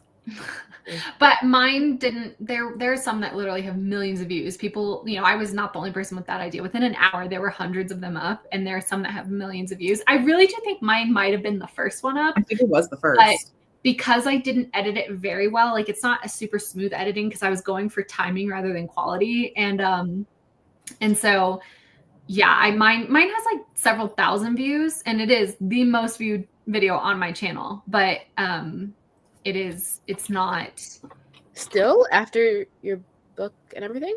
Oh yeah, absolutely. I think only by 2,000 though. Is the next one the music for Tibiphone? No. Oh, what is it? It's your author journal flip through. Oh, that one is such a classic. I know in a different universe, I would have become a planning channel because that's what I think YouTube thinks my channel is, because anytime I make an author journal video, those pop off. And that's why I thought maybe once a week, on Sunday I do my planning and I film the video, but on Mondays I was going to upload my filling out of my dashboard, just like a weekly plan with me. Because I was like, again, trying to grow my audience and like thinking of what YouTube will push. But I'm also sort of like, I don't want to tell everybody all my business. So there's that. Yeah, your planning videos are of your top 1, 2, 3, 4, 5, 6, 7, 8. Of your top 8 videos, half of them are your planning videos. Well, but again, I just think that's YouTube, right? Like AuthorTube is so small. There's not a bunch of pie to eat in this side of the internet, but planning videos are hugely popular, so it makes sense that those videos would do better. Did you ever post part 2 of Watch Me Sell my book? Nope. Are you going to make were you doing the Pinterest review videos? Yeah, so one of my things on my to-do list today is to film a video, and it is called The Dumpster Fire. And it's going to be my review of the past 2 months. And I do have a March Pinterest mood board. I don't have an April one. I'll just flash the Pinterest board for March up. I'm not going to go through it. I'm basically just updating everybody on everything that's happened to me, and then gonna hopefully end on a hopeful note and discuss where I'm hoping to go from here. And I'll talk about the fact that I got my extension and stuff like that too. So I need to bring people up to speed, and I don't want to have to to me, that would be pretentious if I made a whole fake April mood board just to film an April, so, and I never ever put up my March one because right when I was getting ready to do that, I was traveling home and then Chloe got sick and stuff like that. So it could be a reflective April mood board. It would just be a dead cat. That's what I was going to say. The White Lotus. That was my comfort show while I was grieving, was the White Lotus. I could do that. From Sephora. Yeah, I think I'll just do a retrospective on it. And, again, it's about barrier to entry, right? Like if I feel like first, before I even sit down to film, I have to first make a Pinterest board, it's never going to happen, right? Like at the March one, at least I can just throw up, because the March one I have half a Pinterest board for, because I have the one that I made at the start of the month. But April is just April's just a wash. Oh my God, Sayla, I thought the same thing when she messaged us about her extension. And I was like, oh, I thought you weren't getting those back in. And I realized when she then provided the date of the extension, I was like, okay, no, I'm into deadline. I also thought that too. I was I mean, like, to be "God damn, fair- you're really going through it. To be fair, my extensions were a major element of this past year. I have considered getting them back in, but I just have to remind myself of the pain, and Yeah. I just gotta let them go. Oh, I felt so beautiful with those though. You're beautiful without them too, though. Yeah. Which I know is not the point, but like I felt so it's a different confident. era. It's a different era for sure. Yeah, and it's about, for me, it's about lifestyle inflation. Like I'm Right. already moving into a bigger apartment. I would rather put the money that would be required for the maintenance of those towards something else, but something intentional. The unfortunate thing is with how much money I spent coping over the cat's death, like I could have gotten my extensions in and out like several times over. It's so unfortunate, but You can make them clip-ins. Yes. I could. Yeah. I also agree. She's old money blonde, as we had. Did we have this discussion live about old money blonde, or was this a private thing? I don't remember. I don't know. But we did discuss whether you were old money blonde. I also feel like yours grown a significant amount. Like it's a good length. Yeah. Is it? Mhm. I feel like it doesn't grow at all. I feel like it's been this length for months, for a year. Like I feel like it's always been just above the boob. But didn't you cut it before the extensions? Oh, right before the extensions. Oh, well, no, not right before the extensions. I cut it when I first moved out to Colorado, and they cut it to like right here, I think. So yeah, I get this is 2 years worth of growth, which my hair is just slow grower. Get yourself a haircut. Have you ever had a bob? Like a true bob? I don't think I have the face for it. I was confident, like my family was like, we don't have the face for bangs. They really tried to get me to not do bangs, but I was like, I've got the face for bangs. Like I know my face will look good with bangs. I know my face card. I don't think. Full face card. Hold on, this is not. Oh. Like, hold on. How do I like fake a bob? Hold on. I think it would be more wispy than that, though. Like I think it would have more volume. It wouldn't be as like tight. I think it would end up. Oh. Okay. Yeah. Oh no, coconut head vibe. Sorry. I just love having long hair. To me, it's very much like a vanity thing, but I just love having long hair. And I've definitely seen videos of girls with the amazing transformations to the bob, and they look so fierce, but they don't have baby face. And I have baby face, and I just think it takes a lot to make a bob work on a baby face. So I think you'd have to have it like really feathered, really textured vibe. Like it could not be like the straight, severe, like I look like a pencil bob. Which I look like a pencil isn't really a bob, but you know, the severeness of it, I think you would have to have something very light and feathery. I think that would make your aesthetic. I think she could pull off a bob. Thanks, patient. Wendy says you could try it with a wig too. That's true. Also a great point. It's very Eleanor Roosevelt. Thanks. Well, what a woman. What a woman. What a woman. Marcy's been cultivating a hair inspo Pinterest board because I think I'm actually going to go to a place to get a cut instead of doing it in my bathroom. I love it. I can't wait to see what you decide. Yeah. I love seeing people with new haircuts. As someone who does not get a new haircut ever, I like seeing other people do it. Well, you did. You got a big chop. I did, but that was almost a year ago. Can you believe that? Oh my God, Lisa, come join us. I'm sorry. I read this as my boobs. I'm so sorry. Like, I hope not. Yeah, I could never have like short hair. That's what you said when your hair was super duper long. You was like, I don't think I could ever cut it. And look at you now. Never say never. Okay, but I didn't want to cut it. I had to cut it because it was giving me migraines. But you did it. And you have it. I do. You didn't just suffer continuously through the long hair giving you the migraines. Yeah. You accepted that it needed to happen, and then you did it. I did. And now you have the shorter hair. I do have the shorter hair. Which, yeah. Which you love. Love's a strong word. It's a strong word. Oh no. You don't love it? Okay. I do. It's complicated. I love it, but I wish I had different. I wish it was longer. I want it to be long. I want it to be longer. Why? Why is that? I just like the vibes better. Like my braids look better. Like when I do like my little thingies, my little French braids. I like when it's curled better. It doesn't get as short. And I feel like I can have it flow in the breeze better. Like my ponytail looks better. I look better, like in videos, especially. Like if I have my shorter hair in a ponytail, you can't really see it. Whereas before, I could like pull it to like my shoulder, and I don't look like an egg. Yeah, those are some reasons.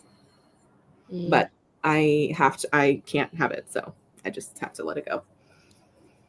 Well, is there a length between what you have now and what you had before that would satisfy your need for length, but also still be light enough to not give you a headache? I mean, maybe I could get it a little bit longer, but then it feels like at an awkward like length, and it feels weird to like where it would be like not long enough, but like not short enough either. I don't know.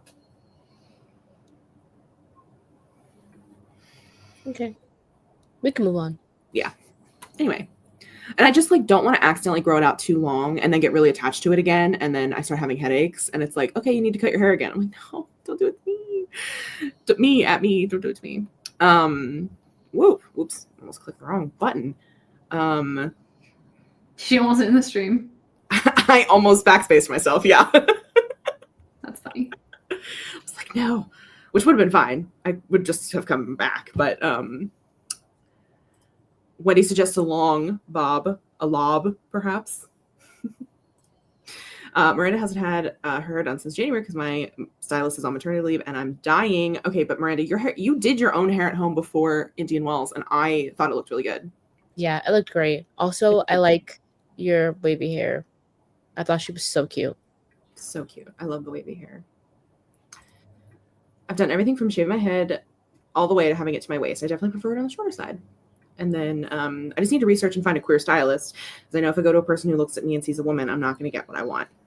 Important. Fair. Also, thank you. I need a shower really bad because I've been in such gremlin mode. Lisa said, I shaved my head and it did not go well. What happened? Did you just like hate it? I considered doing that. Really? Yeah. Maybe you should do it before your next Camino. Do it. Right? Like I was like because the reason I thought about it is because I actually think my family have the thing where if you were to shave your head, it would grow back curly. And there's a part of me that's like, I kind of want that. Do a test patch. No, but I already witnessed it on one of my sisters. She had to have a huge patch of her hair cut out, but it was an under layer, thank goodness. And then for the next 2 years, she had like Shirley Temple ringlets, like full on ringlets. And I was like, oh my God, I want them. It's so cute.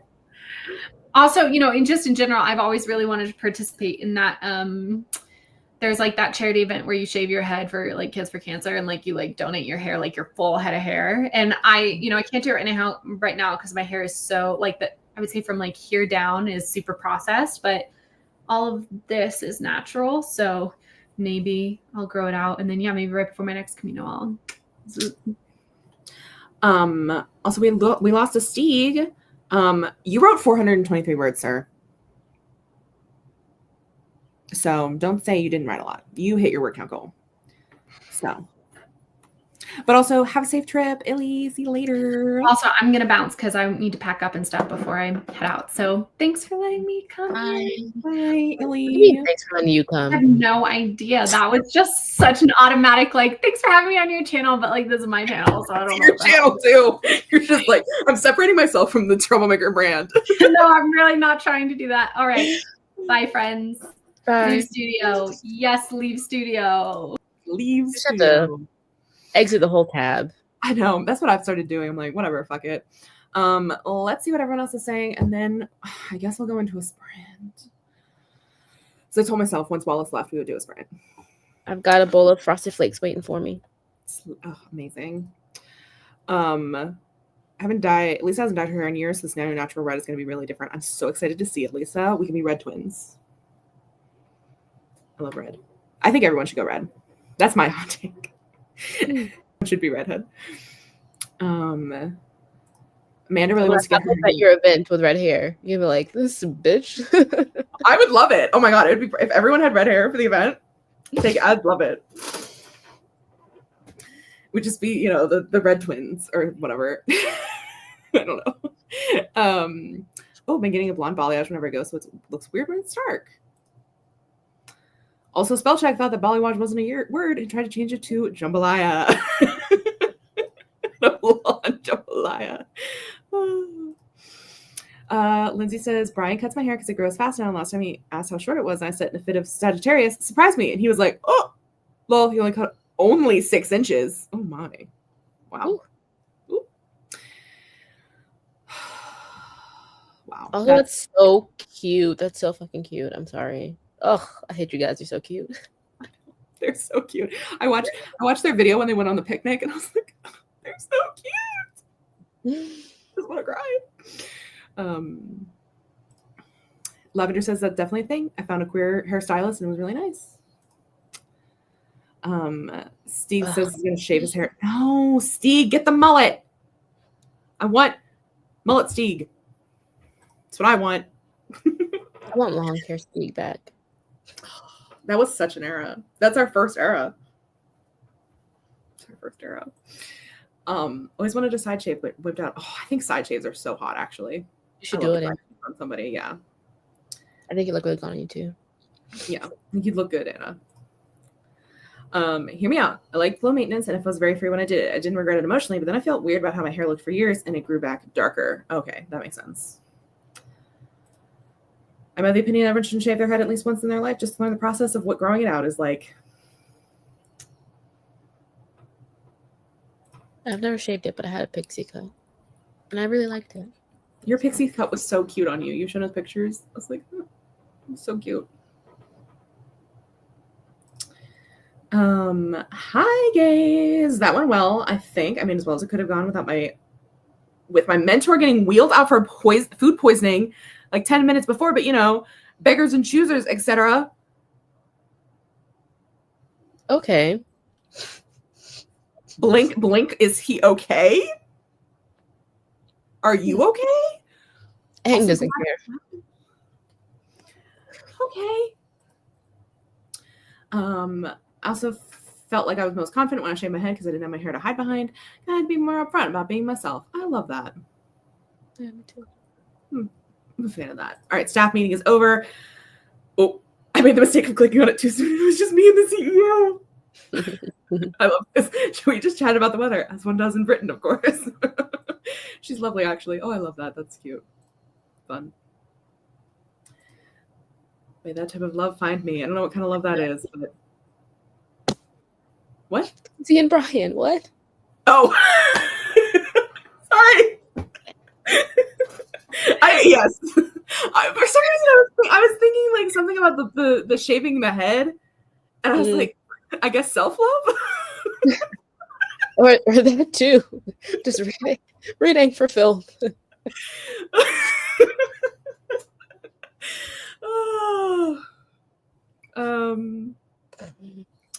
There's not gonna be a long-haired Steeg, you stupid slut. My husband would and not cut it because he wants it long. I'm like, you deal with it then. Oh, that's funny too. I like that. How much does your husband know about us, Wendy? That's something I was pondering the other day when you talked about hubby taking you away. Like, do you listen to these with headphones in? Like, is he like a Brian or like Jacob or something like those like just like a little bit about us? The character in our lore is what she's asking. Basically, are we like? How does he think of us? Are we just like your internet friends? Like, what's the vibe? I wish to know. Or does he just not care? Yeah, Mr. Mystery.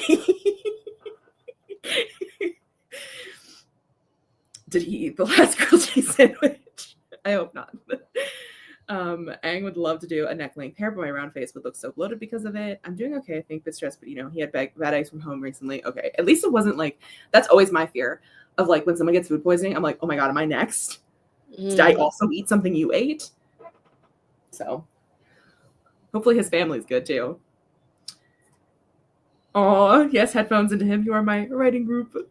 Cute. Y'all, we're making grilled cheese today. I'm so excited. We had too much bread to use up. He better make you one. Maybe we'll finally forgive. Do you have a special grilled cheese recipe? Yeah. What's everyone's grilled cheese? Yeah. Recipe. I put like 3 slices of that really processed American cheese. I like to switch it up. I like to do 1 slice of the processed stuff, the American cheese, and then 1 slice of like Colby Jack or something. Oh. And then a slice of mozzarella sometimes if we have mozzarella. Ooh. I like a mozzarella. Is it like a panel of cheeses? Is it like a Colby Jack that had like a spicy Colby Jack? I put that on one once. That was really good. I forget what it's called. I don't know a lot about cheeses, so I can't say if there's a spicy Colby Jack. Someone tell me. If you know, maybe not. Gaze ate from the bakery, so I fucking hope not. I hope not either. You're ashamed of us, Wendy? Oh, troublemakers are headphones only. No ambient air privileges. Damn. Wow. Yeah, does Mr. Robbins know of us? And he does treat the time I set aside with you some respect, but I think he has a quick thing to say. It will not be the least bit quick. I love that. That's so funny. Brian refers to Beige as the fuck. And I hold that title with pride. Thank you. Oh, I love it. Oh, we will never forgive the grilled cheese. How dare you? 11. Edam. I don't know what that is. And processed cheese combo. I love a processed cheese. And by that I mean the American processed cheese that's like barley cheese. I did not use headphones unless I'm in a public place. I'm at home, y'all. I just open to the world. That's how it should be. How it should be. Thank you. Be proud of us. We're both doing the hand gesture. Just yours was high, mine was low. From both angles. We got you. Oh, I don't know what Edam is. I'm gonna have to Google this. Yeah. Now Wallace's insert goat scream. Oh my god, who am I? Who's Steve? Mr. Robbins does know. There we go. Oh, it's from the Netherlands. Oh, you know what? That's fair. Yeah, that's fair. It would get very, overwhelming with a lot of people in the house. I guess we're gonna have to find it somewhere. We're gonna have to try it. All right, we've reached the end of the comments. I think I've waffled long enough. Mm-hmm. We actually have to do some work. I don't want to do work. Okay, wait. According to Google, Edam is similar to Gouda. Oh, okay. Delish. I love a Gouda. Love a Gouda. I say Gouda a lot. I've had you guys pull on the TV before. Yeah, that's fair. That's fair. The overwhelm. Oh, goodbye. She's gone. You guys have met Mr. and Mrs. Eyeballs, okay? Haven't, Stieg. I feel like I have not met Mr. Eyeballs. No? Mrs. Eyeballs? That's my girl. Yeah. Dereja down. Yeah, don't interrupt me. That's fair. That's fair. Oh, good luck, Sayla. We're gonna do a sprint. Don't worry. They got this.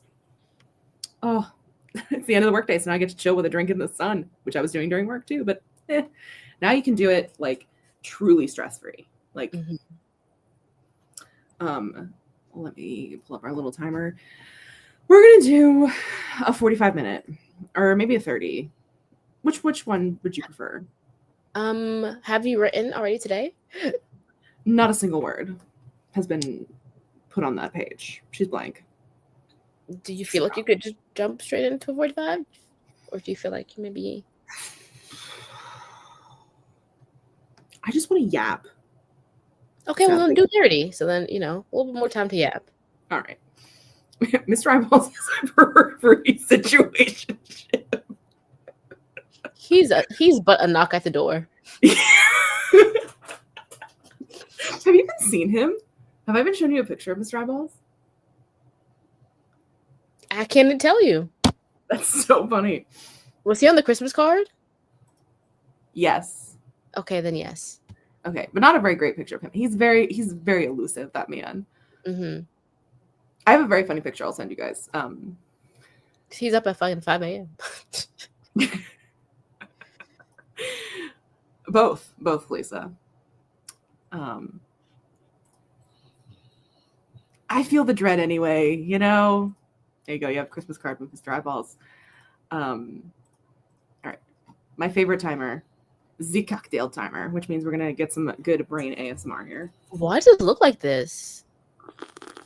It's all like, What does it look like? What? cinematic. Like I'm in the movies. I don't know. Not the movies. Is that not what it looks like? Okay, we can go ahead. Is it? I don't know. Maybe it's because I have YouTube Premium. Maybe. Maybe. Yeah, theater. Yeah, theater mode. Yeah. Is it on theater mode? This is theater mode. Maybe it's, or maybe not. I don't know. I'm a premium girly. Yeah. I got that high def vibe. And it's like kind of like leaking out of here. Like it's kind of like glowing. That's really cool. Vaseline on the lens. Yeah, retro filter. Anyway, we're gonna listen to it again, and or not listen. Well, let's listen to it again because we need to. I need it today. You know.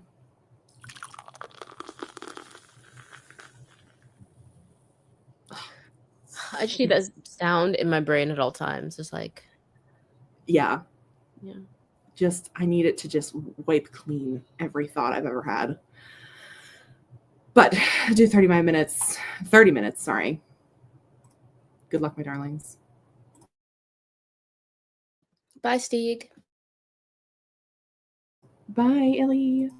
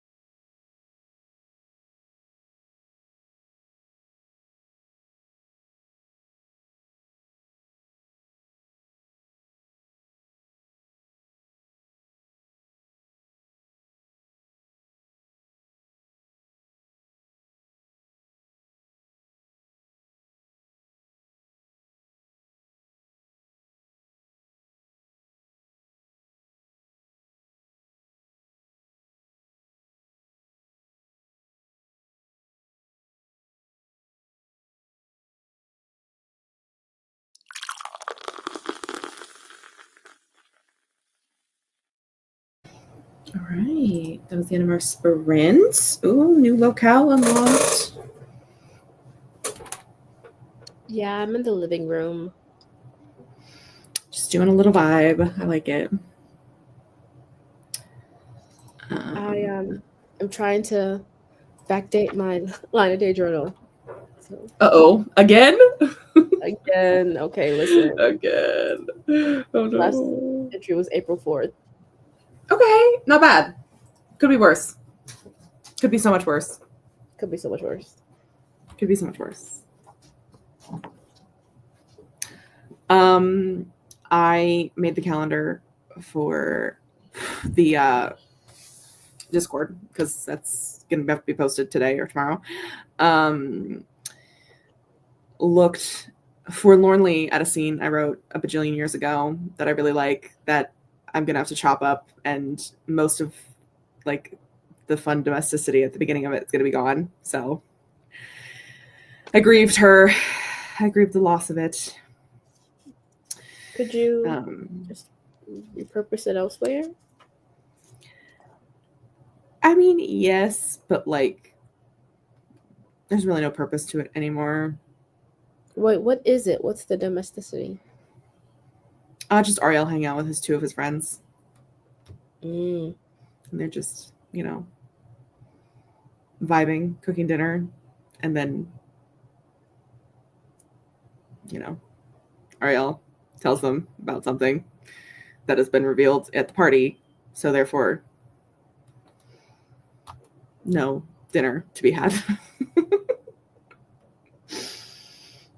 Could he tell them something different? I mean, yeah, maybe. But then, I don't know. We'll see. We'll see. Maybe it could be saved, but we do need to take some of the conversation at least, repurpose it, put it somewhere else. Because imagine your best friend of 10 years found his soulmate finally, and you find out during a card game. You might be a little mad about it. Okay, could it be repurposed? In romance books, after the third act breakup, where they're lamenting, and then someone's like, dude, just get back together. Could that be the purpose of that? I mean, yeah, for sure. I can use it probably there.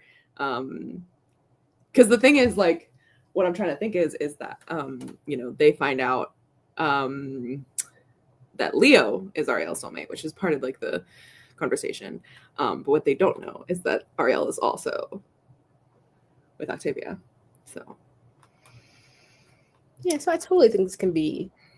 It can be repurposed. I just want you to keep as many of the things that you love in this book. And yeah, I know.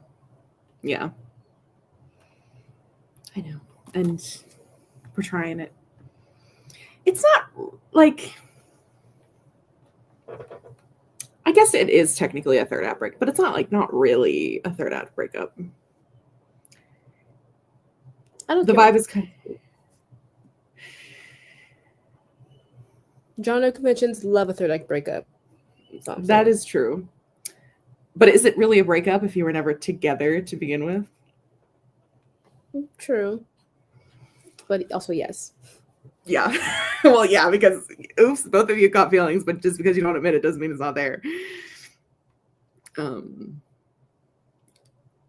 do you mean, gays? Is that not almost the thing?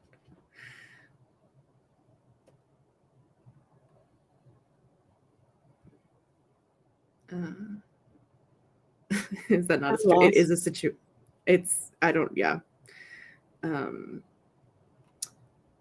Is that not a situationship? It is a situationship. What are we type of behavior? Yes, it is. It's 100% that. I also think that oftentimes what people are calling a third eye breakup is actually a dark night of the soul before the break into two. Break into two? I don't know what a break into three. Okay. I was like, okay. Yeah, that's what I call a third act breakup. Because, there doesn't that necessarily have to be a breakup, but they are broken up in the purpose of like they are not together, so it's a breakup. Yeah. But also, I don't write contemporary romance, so I have no skin in the game. Listen to Miranda. Also, this I'm not talking about the third act breakup right now. That's not what's happening. Actually, this is the false defeat or whatever the fuck Steve calls it. Of like, anyway, like the most like finding out the most random time your best friend found their soulmate. Here's the thing, like, you would expect your best friend to tell you. Like, if there were soulmates in our world, and you know, you randomly found your soulmate one day, Devasia, and you didn't tell me, and I found out during a card game because that person that you were hanging out with revealed that you guys were soulmates by accident because he's kind of drunk. I'd be like annoyed. I'd be like, why didn't you just tell me this? Like, It's true. Like, yeah. I think I wouldn't tell you if I thought it was someone like embarrassing. No,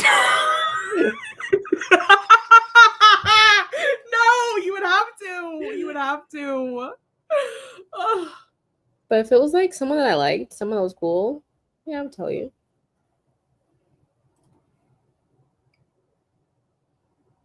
Yeah, for later, to recycle this information, to recycle the scene more when there is the third act breakup. They're too cringe. Sorry, I can't. Exactly. Oh my god, I bet they would actually fake finding their soulmate for Instagram clout. Yeah. Hilarious. Actually, you know what? Sorry. Just gonna star this real quick. Interesting.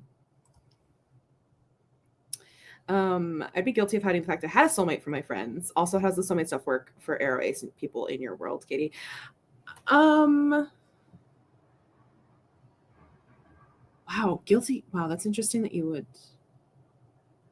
Why would you hide the fact that you had a soulmate from your friends?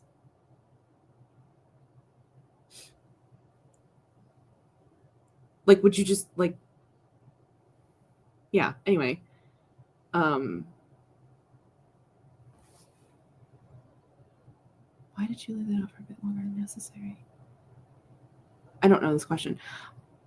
But for Arrow Ace people, Miley, most of the time they would have a soulmate, and then it would be, you know, whatever you define the relationship as. It would be platonic. I'm a very big proponent of platonic soulmates also existing. So yeah, that's the sweet, cute answer, you know. But you're allowed to write about it in fanfic. You get to blame the universe for your bad taste. Yeah, he's a gremlin, but the universe decided. Shrug. Oh, okay, fair enough. Relationships and that level of commitment are my actual nightmare. Fair enough.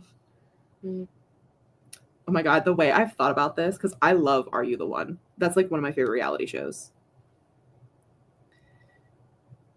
Hey, third gen. We haven't even done all of second gen, girl.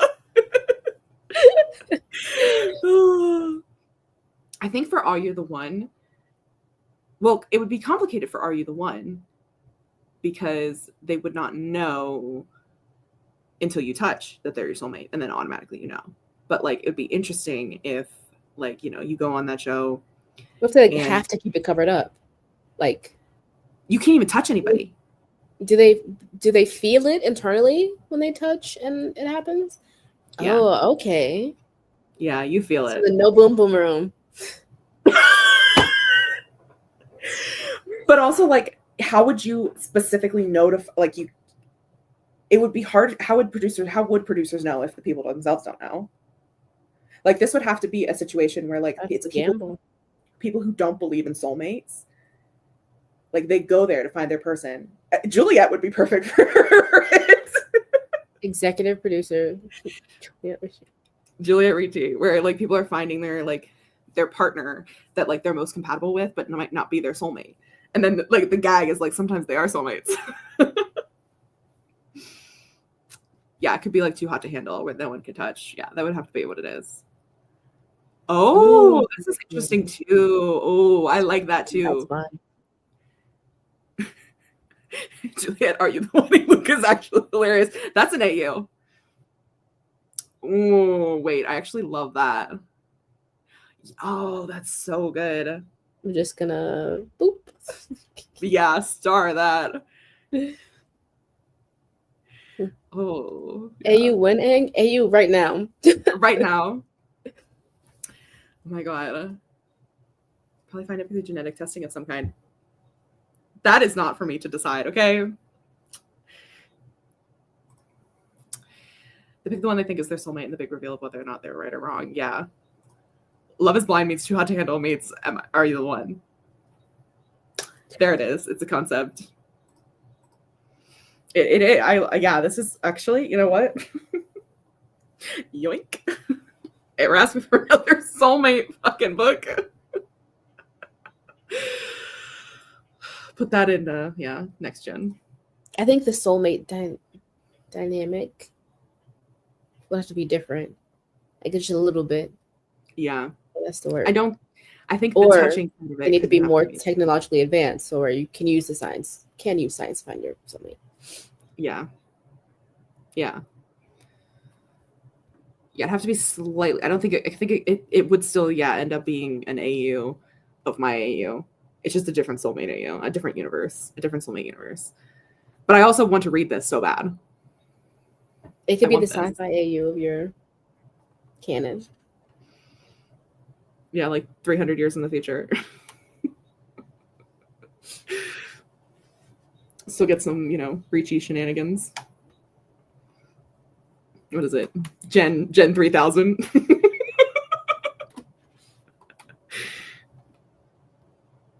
What that meow. If we genetically engineer a person, would they have a soulmate if they technically don't have a soul? Oh gosh. I think they would have a soul. I think you can create a soul. Oh, Yeah. interesting. Yeah, there's like a sci-fi thriller version of this idea where they make the show and it's just like genetically modified like robots, and they're watching the robots fall in love, but they've genetically engineered who their soulmate is. So it's like no longer the universe. It's, these producers who are just twisting it for, Ooh. Spooky. the human consumption. Wow, really? Yeah, interesting. Wait, but what if? Oof, we've entered more of my nightmares. I'm sorry, Miley. I'm so sorry. Oh my god, the universe makes it different, changes the assigned name. Stop it. Oh my god, wait, that's so cute. Oh no, it's giving Elon Musk. Oh my god. Capitalist commentary, yep. Yeah. Like it changes to the person that they're actually in love with. Oh. Listen, I believe in anthropomorphization, whatever the fuck. I believe in humanizing inanimate objects. Have you not watched Herbie Fully Loaded? Oh my god. Or Wall-E. Wall-E. Elon Musk and Mr. Beast collab. Oh my god, Nightmare Blunt rotation. Miley, I am in tears.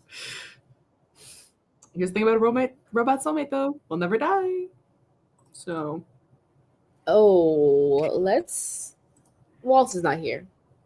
Okay. Oh. Things about to get real apocalyptic. Uh-oh. Oh my god, the little robot from the satellite music video. I love that little guy. I just want to give him a hug. I have to hug my dog instead. Can you come over here and get hug now? Oh, I'm sorry, I forgot I had lipstick on. Oh no, you're covered in lipstick. Lipstick? And my white Valentino dog. Almost human. Yeah. Yeah. Or like Detroit Become Human. I think that's also a world that I could play along with.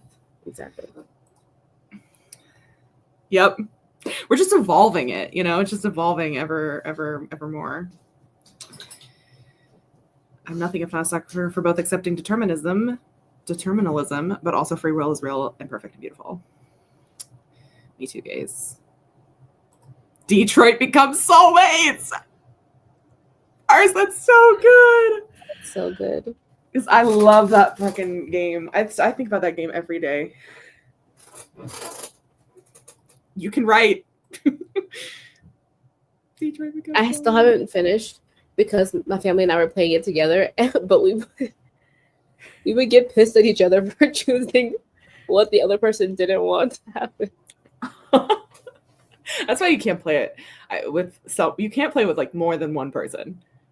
I played it with my friend from college because we would make the same choices. We were very pacifistic, like vibes, we're like, we gotta save the robots. We gotta save everybody. So good. Someone call up whoever made that fucking game. Oh, that game is so good. It's a good bit, Mars. It's a great bit, actually, too. Wendy had a soulmate idea where two people fall in love who are not soulmates, and like on the other side, it's them trying so hard to be together. On the other side, it's the gods demanding their way. Oh no. And in the end, they give in, like, okay, fine, and make them soulmates in reality. Okay, I do that. That's so cute. Bro, I also love anthropomorphizing things, but like you said, that souls can be created with so much finality, and I want to know where you got that from. I'm literally so real with you. I got it from my love of Tony Stark.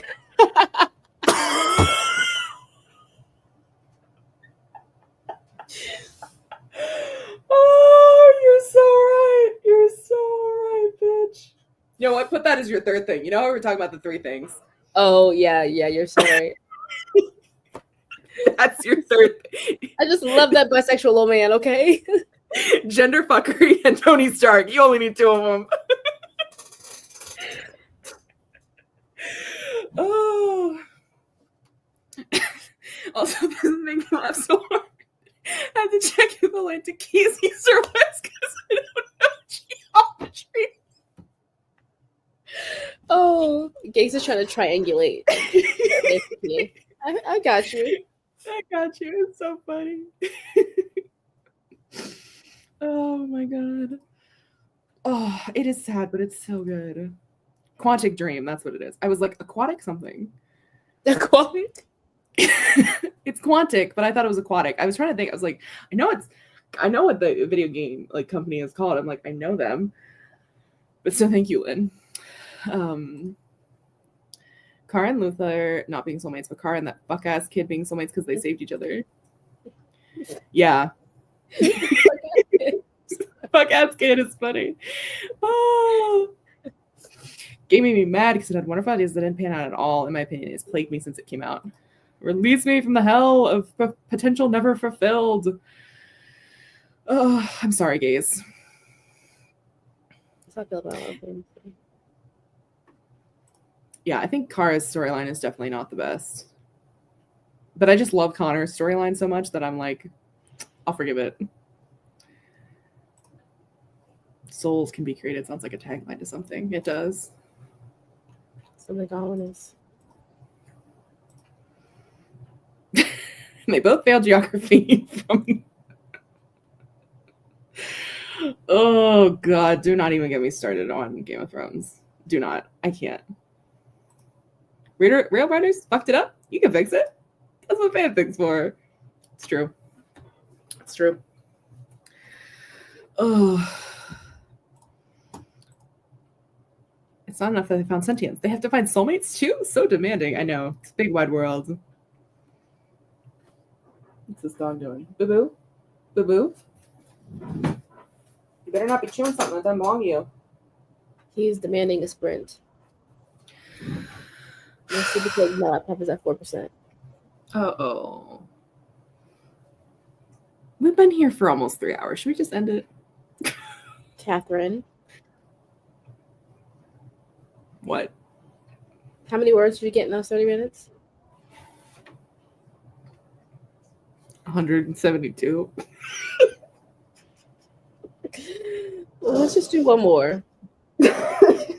Not you gentle parenting me.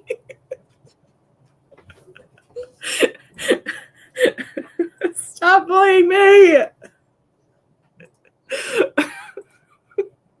I know. Thank you, everyone. Now read my fanfic I sent beforehand. Oh, wait, did we get... Hold on, let me scroll. Scrolling. Unadulterated scrolling. Oh, damn, I missed a lot of things. So bad. So sorry, everyone. Maybe you should put up the Sorry. You good, bestie? I was going to say maybe you should put up the Flocus timer so that we can have, dedicated break time. But my brain thought maybe you should put up the Flo Millie timer.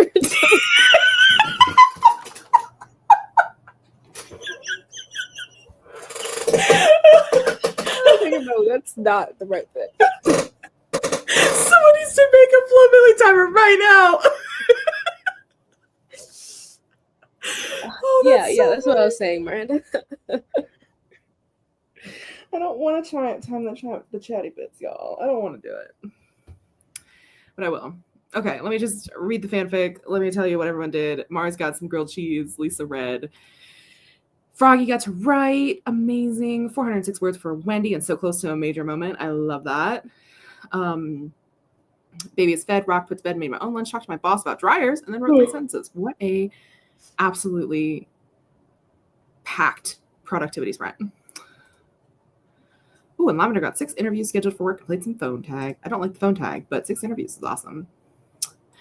Lisa, I will come back to your question during our break. I have started. Hopefully I remember. If not, remind me again. And then we have Gay's fanfic. He says his name. I don't know how, but it's as if thunder itself zaps through my body, and I want to do anything. Fight him back. Say I don't care that he's the heir to the Pacific Key. Anything but sit in the nauseating silence that follows his confession. I came here because I knew your mother well. I want to pay my respects and finish other business in town. Please, Lady Goodwin. His voice lowers on slightly. Only slightly. Let me in. And I do. Ooh. I mean, the vampire. He's given vampire. That's why he need to be invited in. It's like, oh, I'll let him in. Sexy man at the door? All right, come here. All right. Scroll all the way back to the bottom. Oh my god. I know. We really get out of here for shit today. I just can't speak for shit.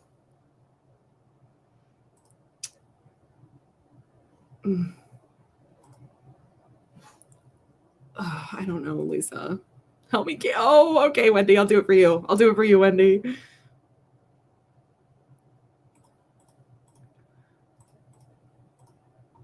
Okay, we're at 1%. I'm gonna close this. I'll be back though. Here we are. We're going. I promise. There we go. Another 30 minutes. Actually, I'm gonna make it 35 because I gotta get something for lunch. Sorry if you can hear that over the dog scratching.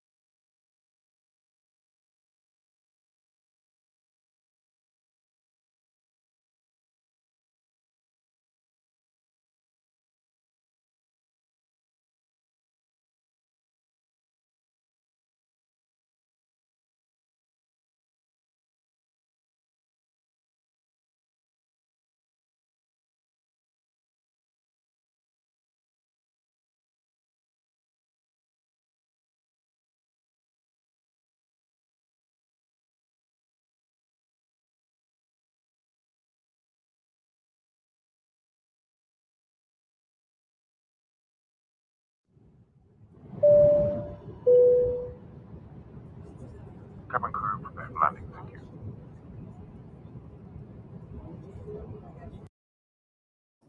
All right, that was our sprint. How did everybody do?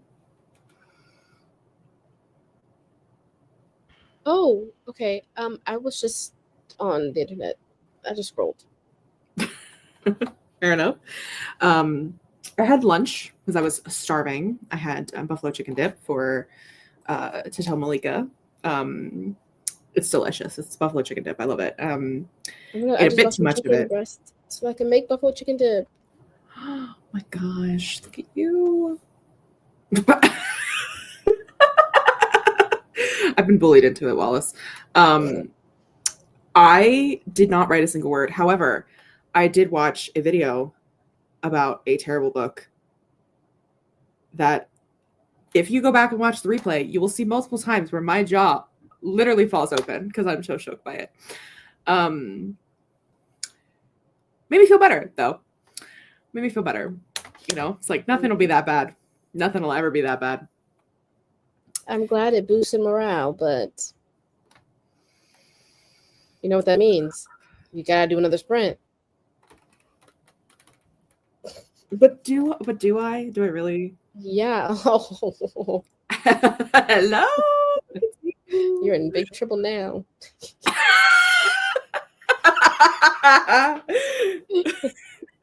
Not you, Wallace.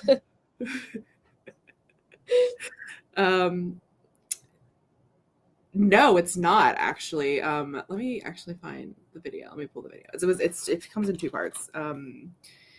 Okay, but Mom, what's this video about Blood of Hercules? Because I love yeah, drop the video. Because I also wish to know. Let me copy link address. It is. I just found this critter the other day.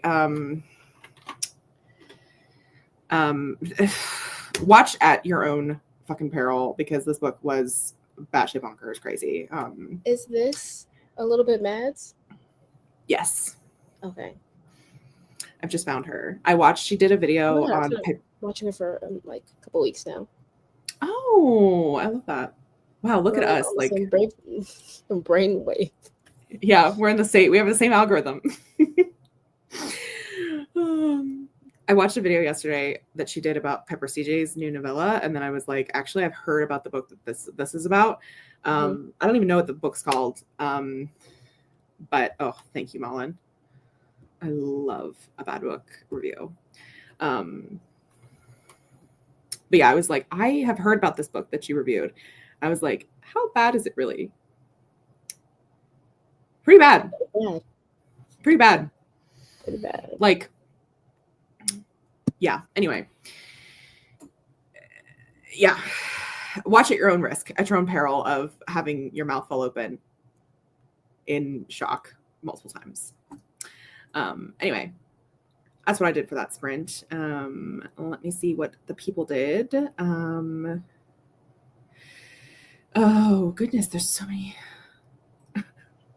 Why was the angle of the camera from the patient closing the laptop so scary? I don't know. Sorry. And it was just black. Yeah. Hi, holy shiitake, you're still alive. Yep, somehow. I feel like I guess on Wednesdays we do normally like end the stream and then come back later for more sprints instead of just coasting through. So maybe that's what we'll do. Maybe I'll. Okay. You know, we can end the stream and then come back later. Oh my god. Okay, I'm trying to remember how she said her name was said. Saoirse is sprinting today at 5 p.m. Oh, I love that. Oh, I did see that. AJ. I don't know who AJ is, but I think I have that notified for me. I was, sorting through my subscriptions this morning or yesterday, or what is time, what is anything. Where is she? No. Sorry, I'm just trying to pull. And then Anna is streaming at 7:30. Lots of streams today. Anyway, okay. Hi Marta. We are that I don't know. Was it the last sprint? I don't know. You tell me. Scream, the red-winged blackbirds are back. It's my time. What precious babies. Oh, show us pictures. Malin said during those 2 sprints and a chat, I had to drink with my husband, went grocery shopping, made dinner, now I'm eating it. Oh, I edited 5 minutes of video. Wow. Living the dream. Mars did some reading. Miley got 221 words. Froggy got 438 words. Good job. Jessica says I got home and ate a muffin, made myself a strawberry protein shake. Delish. Ooh, 607 words, lots of crying and important confessions. Oh, the toxic girl in me loves a bit of crying in a book. I am the hostage. I'm being held hostage. Malika did 250 and struggled. We're on the struggle bus together, Malika. It's okay. Go ahead, guys. After reading half of it, like I was being held hostage in Book Talker's basements at gunpoint. Like, what is wrong with me? It's like watching a car crash. I couldn't stop. Oh no, that's so fun. Oh, me too. I love Wallace's silent participation. Eye rolls and all. What else, Lisa? Since you asked, 172.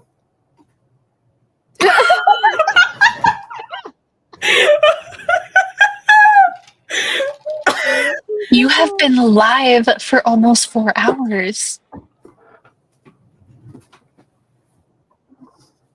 Leave me alone. I hate it here. An hour and 10 of those were spent sprinting. I'll give you that. But not good. Not great. Surely I heard that wrong.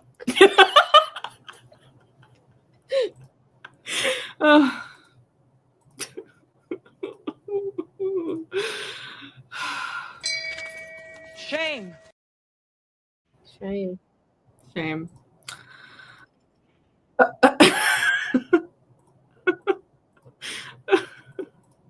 Oh no referral link.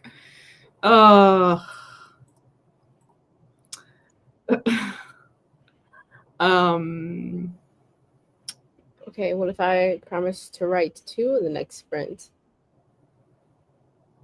What are you gonna write? I'm going to write the next chapter in The Six of Croy. Okay. My flabbers are gasted. I've never seen question mark on someone's face so clearly.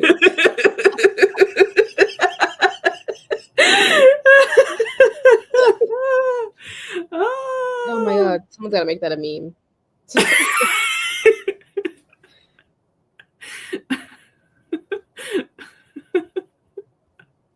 Y'all, I'm so tired. I'm so tired of writing. I'm so like, my brain is fucking sludge, man.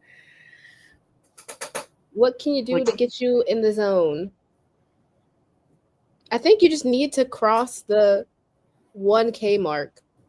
That's all I want from you for right now. I just like, even like 500 words feels so many. Oh my god. I just have like no words left, it feels like. Like I am just, there's nothing creative happening up here. Creative at all, or creative for this book? Like if the next work on whatever you want. I don't know. I think I would feel too like, my back of my brain would be like, you have to write 4,000 words still. You know? But you don't have to write 4,000. You only have to write 3,700 something. Let's do the math. How many words do I have to write? Your scrivener thing says 3,000 something. Yeah, technically, I mean, yeah. So 3,706 is like my smallest goal. that I have to hit to be on. Thank you, Marta. I just made someone cry, Wendy. I just had one of my characters, not the main character. Okay, make somebody come.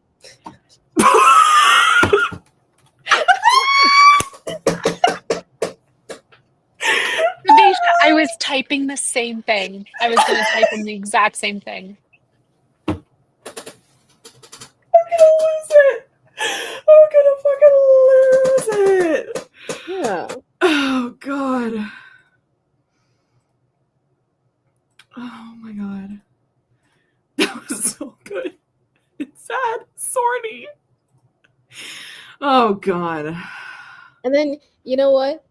Because I know you have this thing about writing smut on lives. You can just turn your camera off, leave the studio. Not leave the studio, but leave the screen. Take yourself to the bottom. Leave the timer up, and then write your smut in peace. Oh god.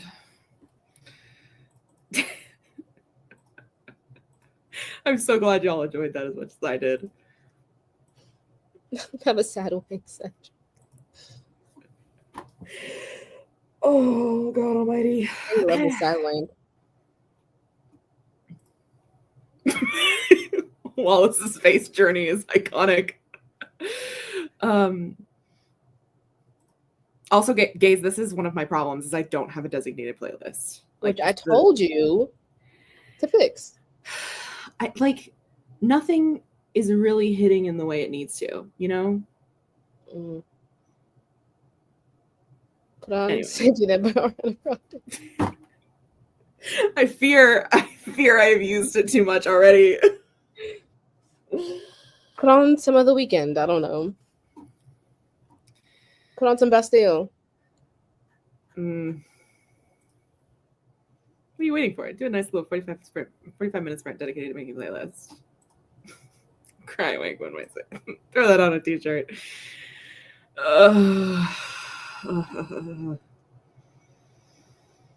Can you just write the book for me, Wendy? Yeah. Because the brain's not even rotted. It's like, post-factory smelt. Runoff, yeah. waste. Toxic waste. Like the fucking sludge that comes off from after they make steel. That's oh, Wendy, don't tempt me with a good time. This has been my motto, Marta. Is literally just, it's fine. We're having a good time. We're having a good time. And Katie, do you have any sort of relief knowing that May 10th really isn't your deadline anymore then? So yes and no. I still there's still this deep I need to get this book done. I need it needs to just be done at this point. I feel so it is just dragging on too long now. I'm I need to get this draft done. And so even though May 10th isn't my actual deadline, I need the book to be done. I need to get, if I could finish it today, I would, but I can't. Is your actual deadline? What is it now? It's still June 1st, but me and Wallace were talking. Oh, we can talk about this. I was saying to Wallace that I was a little bit nervous or starting to get a little bit nervous about sending it to you guys and getting feedback on it and having a panic over the draft and having so much developmental work that I want to do, but I don't have the time to do it before I send it to my editor. And I'm happy enough now with the draft that I have here that I would be probably okay with sending it to my editor as is. You know what I mean? And so Wallace was like, what if you just, when you finished it, you just send it to your editor? That is not what I said. I said you send it to your editor as well as all of us. So that way. Yeah, duh. Yeah. Okay. That was not clear. Do not duh me. That was not clear. Well, you guys are getting it anyway. Whether you like it or not, it's going to be in your inbox and I'm going to pester you about it. It made it sound like I said, don't send it to us. Just send it to your editor, which is not what I said. I didn't mean it like that. What I meant is that once it's done, I don't take another round for your guys' feedback. I incorporate all the feedback from you guys and my editor together. Okay. Sorry if that, once again, my brain is, thank you, Lavender. My brain is slag. This is the word that I was looking for, is slag. Isn't that like a slut? Yeah, but I think this is like the word like for industrial like runoff, or not runoff, but like specifically like the like really gross parts that come off of like steel production.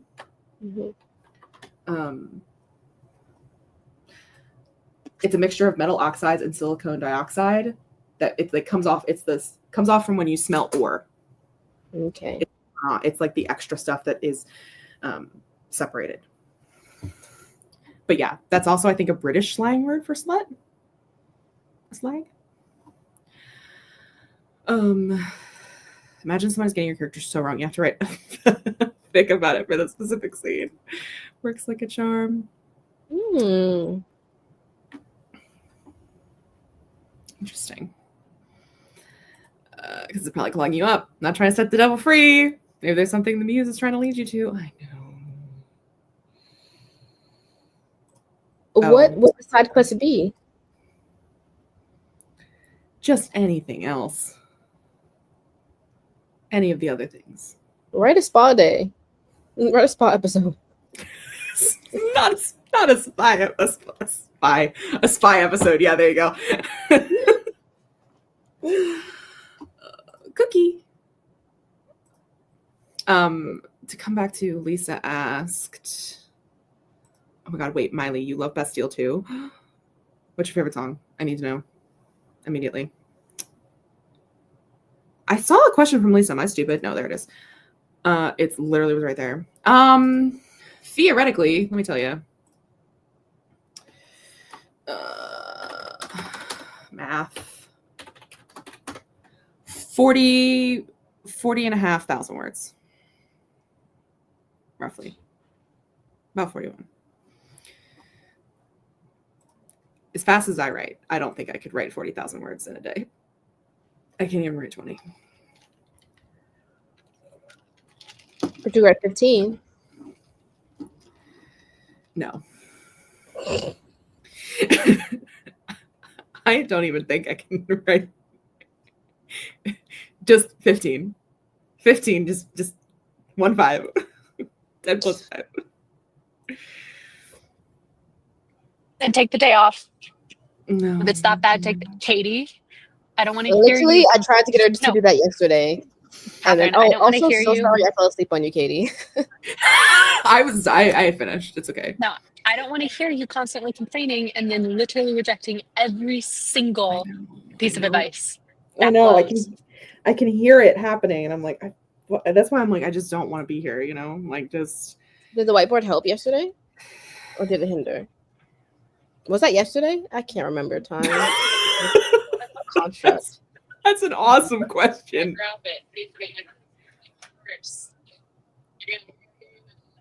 Hello? Hello? Is there? Do I have a video on in the background? Oh no, I think it's from Wallace. Okay. Okay.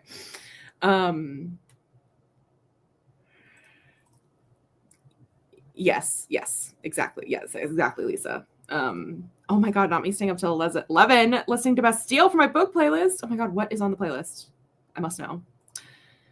Pompeii is the first one I turn to. I only listen to Bastille when I need good catharsis, and I start with Pompeii and let it shuffle. Oh, it is so good. Miley, you will love. There is a Bastille Pompeii reference in Backhanded Compliments.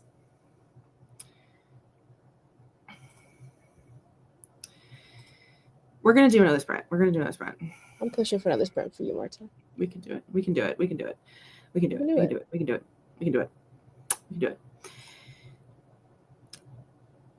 Yes, Marta, we're doing it. No, we're doing it. We're fine.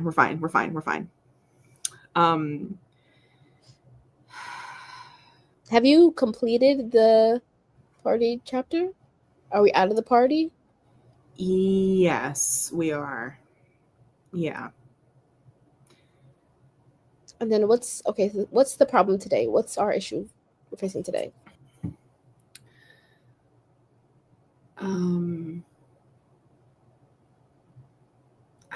I don't even know. It's not like you don't know where to go from here, or you don't know how to make the scene work, or the events unfolding in the scene. No, I don't think so. I know the next 2 scenes I'm writing, and then the scene afterwards, I know what I want it to accomplish. I don't have like the set dressing yet, but that will. I don't need, like, you know what I mean? Like, I know what I'm gonna stumble my way around it. You're good? You good? Yeah. Sorry. Where are you at? The magic school What? bus. I'm in one of the pods now. Okay. Is it outside or are you inside? I was just outside because they today was they got everybody Mexican food. Oh my gosh, it was like there was like a Chipotle inside of this place, and you could just take whatever you wanted. It was included, as Miranda would say, not free. I literally though have a note sheet on my computer that is basically like the actualized cost of this place every month, and every cup of coffee that I didn't spend at like my favorite coffee shop, I got here instead, all included, and I'm subtracting it all so that way I see theoretically how much money I saved, and this was a big meal. So Hello. Amazing. It was phenomenal. God, can I get on a plane to Denver or to Colorado? Yeah. Yes, in fact, you can. I would be thrilled. Devesha, you too. Thanks. No, they're all boring. Yeah, the one that's in my little town is like so like a businessman vibes. Oh, I'm just sorry like, to hear that. Yeah, I did look. Okay. I looked too, and there's one attached to my city's like official library, and I was like, why would I pay $300 a month to go here when like the library is right? The library exists right next door, and it's free. Yeah, that's fair. That is more than fair. Like, this is a really bad place to attach this to. Y'all want it. That's really funny. I'm gonna take my AirPods out. I don't like them. They make me uncomfortable. I wanted to scroll all the way back up to this because I think this is so funny for Monday. I can't come to later streams because today is my anniversary and I will be busy later. Good for you. What are you, y'all? What year anniversary?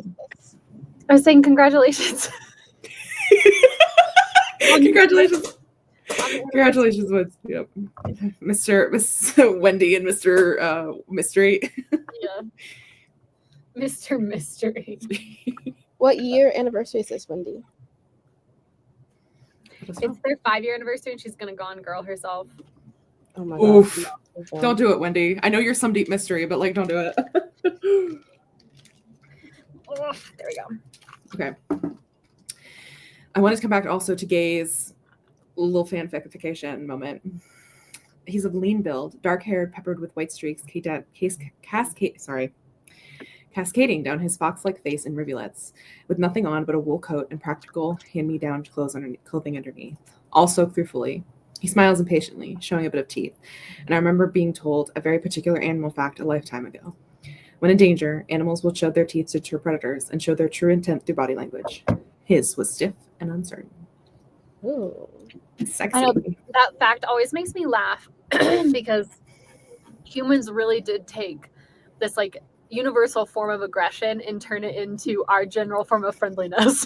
Like, that's so funny. That's why a lot of animals actually, if you like fawn over them and smile at them, they get stressed out. Oh, which is so I hate that because I just want them to like me. I know, same. Oh, Wendy. God to your taste, Wendy. Okay, let me see. Anything else? Did anyone else say? Wendy. I didn't interpret this as really wanting your deeds. I just wanted to know how long you were together. I don't want You your guys been address. together? You guys have been together for 31 years? Is that what that's saying? Yeah. What's wrong with wanting your deeds? Yeah. I don't think she minds. Also, give me your address. I'll send you a book. Clearing number? What's your What's the weather like? Okay. Also bought a great chicken burrito today, and God, when food just fucking hits all the spots. Stanley. We're not like other girls. Because I'm old. You're not. You're not old. Also, you could be the years and not be old. What's your mother's maiden name, Wendy? Come What on. was your first pet's name? What street did you grow up on? What are was your feelings first on- car? What was your first car? Your favorite teacher? Wendy, I want your bank account routing and account number.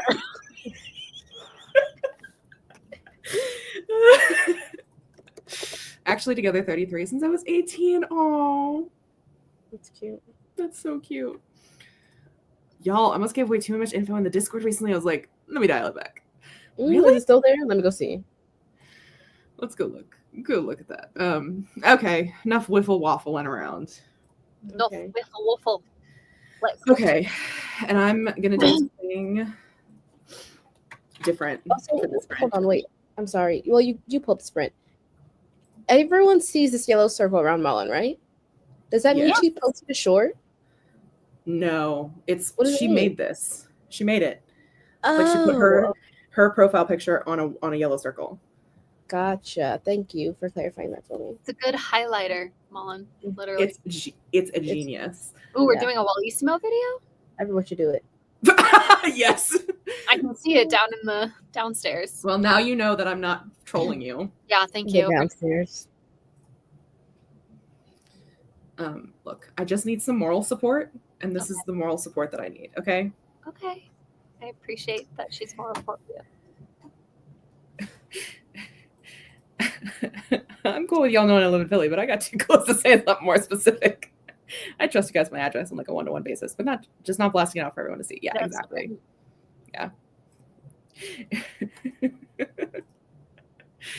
I was thinking about doing it too. Yeah, it really sets out against the background. Well, not everybody should do yellow. Mullen gets to reserve yellow because Mullen picked yellow. Oh yeah, of course. I mean, everyone picked their own color. And Everyone gets, yeah. Anyway, okay, 25 minutes. Just a shorter sprint, okay? Just to ease it Got it, into Katie. okay? You can do it, Big maybe we Catherine. need like Katie, maybe like 10s and 15s instead of 45s and 30s, you know? yeah. That's one thing. We're going to try 25.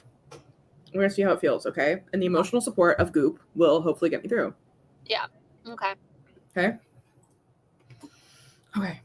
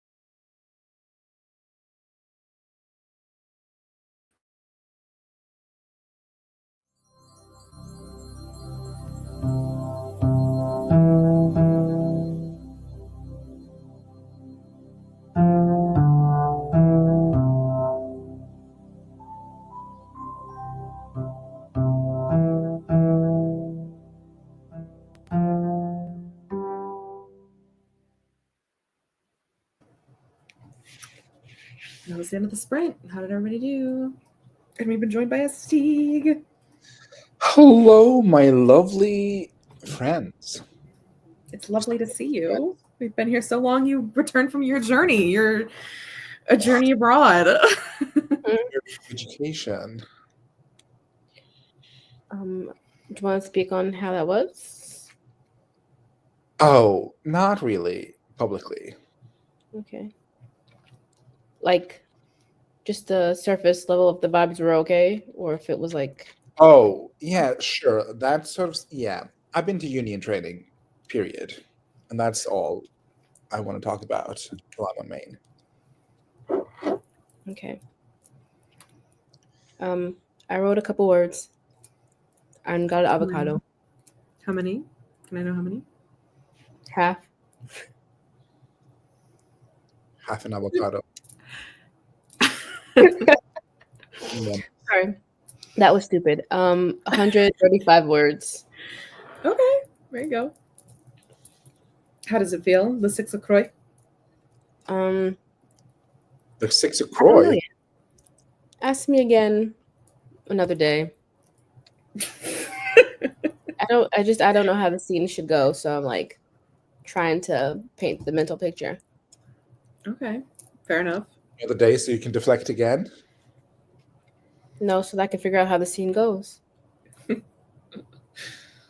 Hey Siri,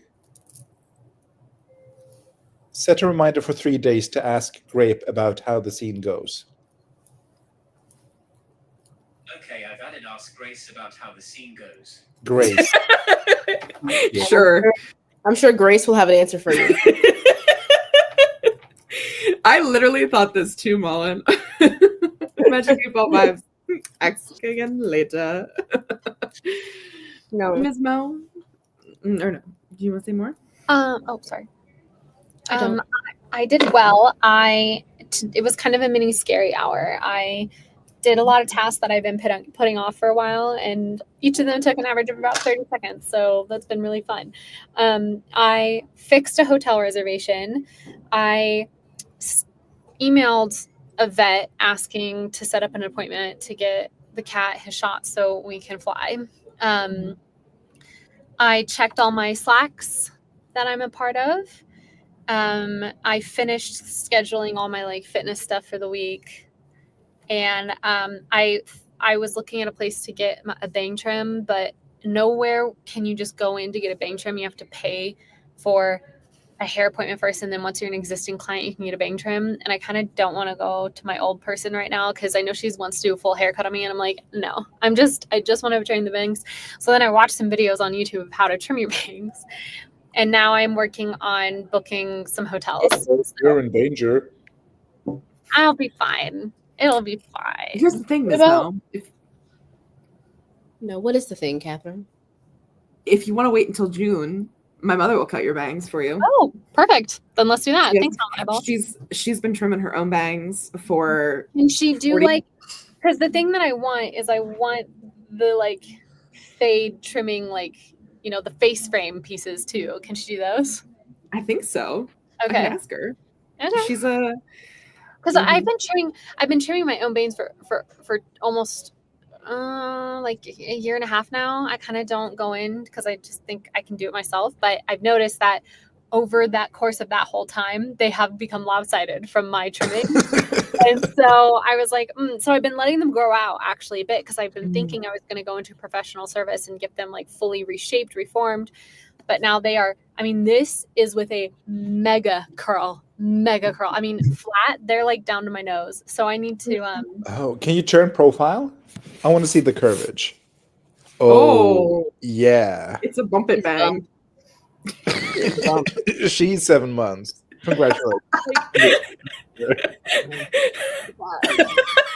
It's not as bad as I made it seem, but I don't know. There's some that still is curled to it. The strand is pretty And long. also to step back on my own words just 2 minutes ago, and I think trimming a pre-existing bangs is a lot more mentally of sound state of mind than cutting your own bangs. Yes, actually cutting your own bangs, cry for help. Trimming them, you're practical. That's economical.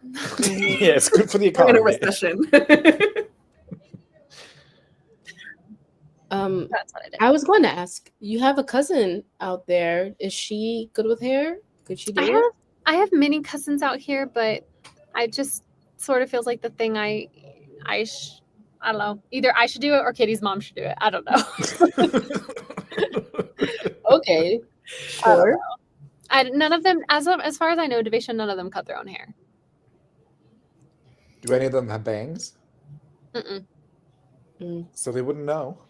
That's why you can trust Mama Eyeballs. Mama Eyeballs has had bangs for like 50 years. Since before we were born. She's had bangs since she was like 10 years old. So, Well, I'm gonna attempt a bang trim tonight just because I am trying to like regain my sight. But if it goes really wonky, then I'll have 6 weeks for growth, and then I'll have Mama Eyeballs do the next round. yeah, she can fix it for you. The lines. Yeah, look at that curl. Look at that curl. Yeah. Bump it, twist it, ride it, or whatever. Not ride it. What's the phrase? Bop it? Yes, like bop it, pull it, twist it, or something. Bop it, pull it, twist it. Mm-hmm. Ride it. Pass it. Dun, dun, Pass dun, it. dun, dun. Dun, dun, dun, dun.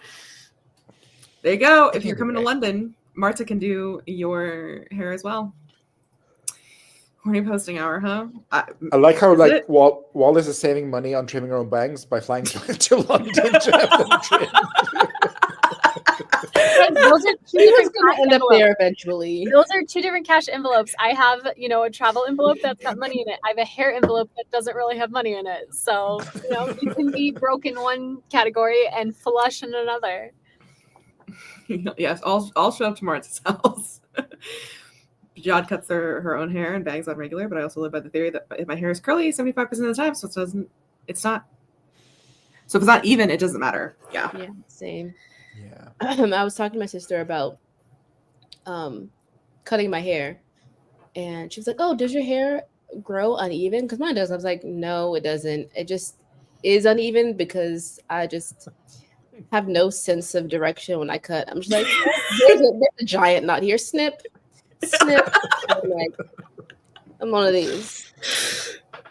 Yeah, A little bit of like who's volunteering his tributes. I have Severus Snape hair, so if I trim my own hair, like one hair is longer, it shows. It is diabolical. Yeah, I'm in the Jod camp. My hair is curly. I'll never know. Yeah. But that doesn't stop me though. I do trim my own hair, but it doesn't look good. Are you gonna do the Especially now mullet? that I've been- Do the mullet? I might do the. What's his face? Winchester mullet. Oh my god, that Yeah, name was Jensen Ackles. mullet. Mhm. But I have to grow it Hello? out more in the Jensen back. Ackles mullet now? What? Yeah, He's- Google it. He's very attractive with a mullet. I was like, Katie, I have two IDs: a mullet or what was the other ID? No, you were like Brendan Fraser, circa the Mummy, like swoop vibe, and I was like, Oh, okay, yeah. that instantly. And you were like, or Jensen Ackles as like a mullet dragon slayer or something. You like gave it. I was like, oh, definitely Brendan Fraser. Like, I don't really like Jensen Ackles. And you were like, Google the mullet, and I was like, actually, this would look so good on you. Like, it would work for you. Yeah, I actually, really do this think. is down. Yeah. Like, because I also think he has similar hair texture to you, so like, I think it would work. Does he have I'm- Severus Snape hair? I think he does. Wow. Okay, read him, drag him, slay him. I absolutely will. But yeah, I think I'm gonna try mullet, and then I'm gonna buzz Yes. it after. I want the mullet. I want mullet era. don't does it. Yes. Mullet, leave me alone. To answer your question, I did write, and I am up to 688 words total. Yay! Well done, Catherine. Well done. Truly. It was literally at one point where I was like, this is so clunky and bad. What am I doing? As I was just typing. Sorry. That's okay. Because it's moving you forward. I just want to be done. I want to be a fast forward. But in 25. order to be done, At the end. you have to be done it. Right at the end. Yeah. Gas Where's the leak envelope? at the party, everybody dies. The end. Draft 3, here we come.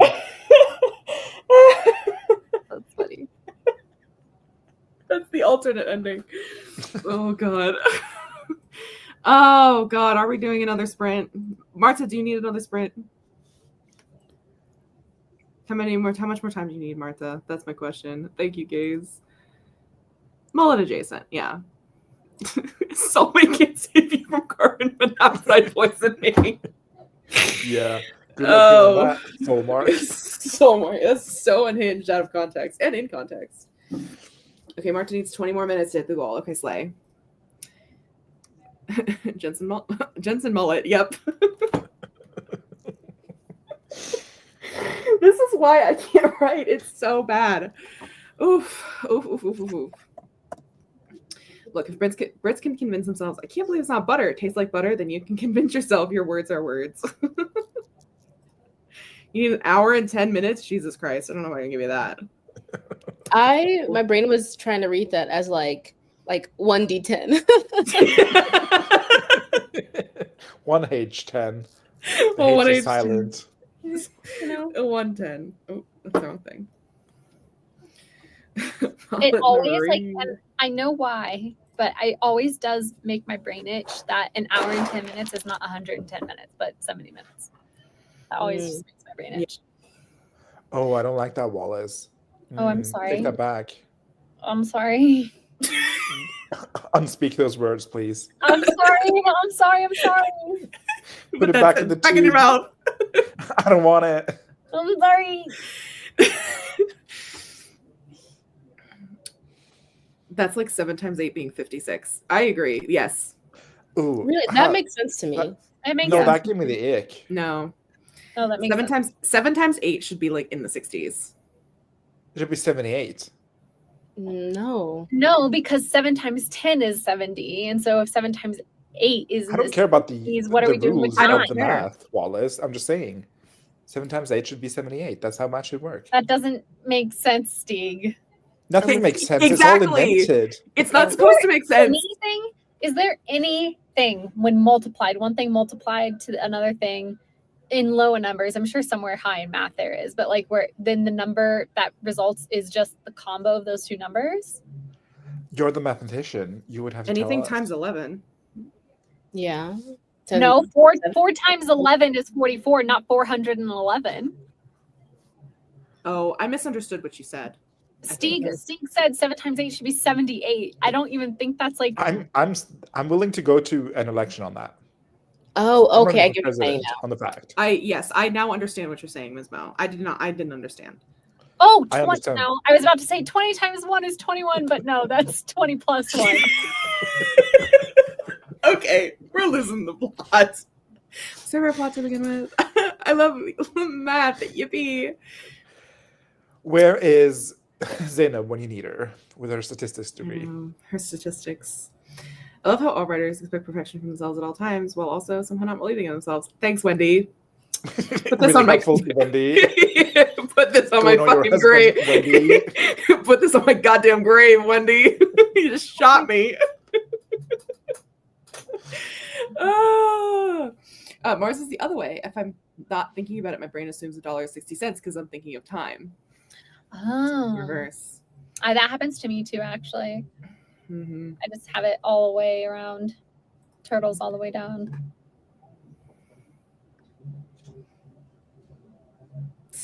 4 times 6 is 24, and 2 plus 4 is 6. So close? Question mark? That means nothing to me. Yeah, I agree. Mars, I'm not here. There we go. That's not that it's wrong. I don't know. Statistically sounds lovely. Statistically. Statistics, however, hisses like cat. What does that say? Statististery. That does not sound lovely. Statistics. Oh boy almighty, I'm already struggling. Don't ask me to do this. Statististery. I don't like that, Madeline. That sounds like a fucking infection. Yeah. Sounds like a UTI. I just keep hearing testes. Wendy's approaching the other side of this river of tears. I'm so glad. Get your paddle out. Paddleboard over. I think you did. I think he Who'd you call? So you called somebody Grace. I don't remember who it was. I Maybe it was did? Lisa. I think you called Grace Lisa by accident. Nope. Lisa Grace. Who's Grace? Grace, because when he said gaze. Not great. Gaze. No, it wasn't. No, It was when he said over the weekend. Over the weekend, he Oh, called sorry. Gaze Grace. Sorry. Yeah. It's a lovely name. Okay, I'm very attached to Grace. Grace is lovely. Grace is great. Now we need a Grace. Someone find a Grace and bring her into the fold. I know, we need a Grace now. Who else did we need? We needed somebody else. Didn't we say like a Matt or something? Like there was another name that we needed. Oh yeah, Matt would be good. Here we go. Yeah, assigned Grace by Stieg. That's what it was. I'm not. Like Matt's short for like Matisha or something, not Matthew. Matisha. Yeah. Like mortician. I don't want a straight dude in here. Yep, assigned Grace by Stieg. Yep, me too. Stieg is probably not ovulating. You don't get to tell me how to live my life, Jess. I'm just gonna say. Yeah, we're perfect as is. Okay, one more spread. I for never Martha. met a Matt who was put together right. Hey, what about? Well, he's Matthew. That's true. Who? He's also not real. Hey. I'm about to say I have not met him. You have met him. You have met him right here. You've read I mean, about in my him. dreams, sure, but I'm talking about corporal human beings in the real world. I never met a Matthew who was put together right. Well, this Matthew was cryogenically frozen. So.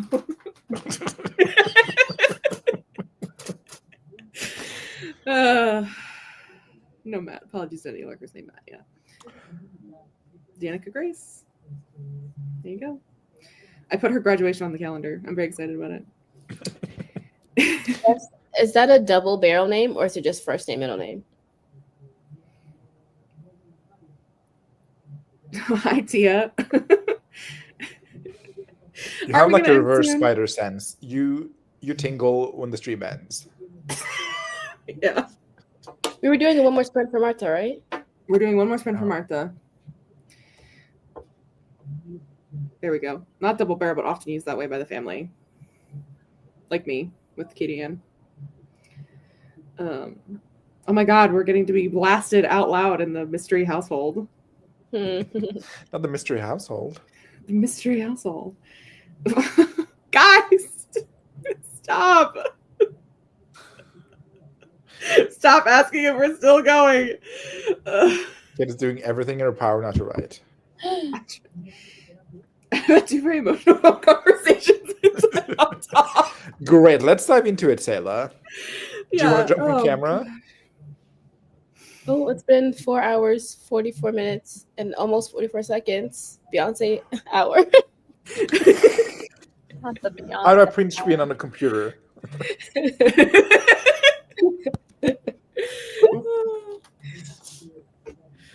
That's funny. Okay. All right. One more for Martha. 25 minutes. Okay. Because you're such a valued Girl, member. I of am the- not oh, planning on that. Girl, I'd have called it 2.5 hours ago, but I got bullied. Mm-hmm. And I'm just happy to be here. Oh, it's other people's sadness. Okay, fair enough. So sorry, Dan. We have done this, Tia, and it was a time. Would we ever do it again? I would.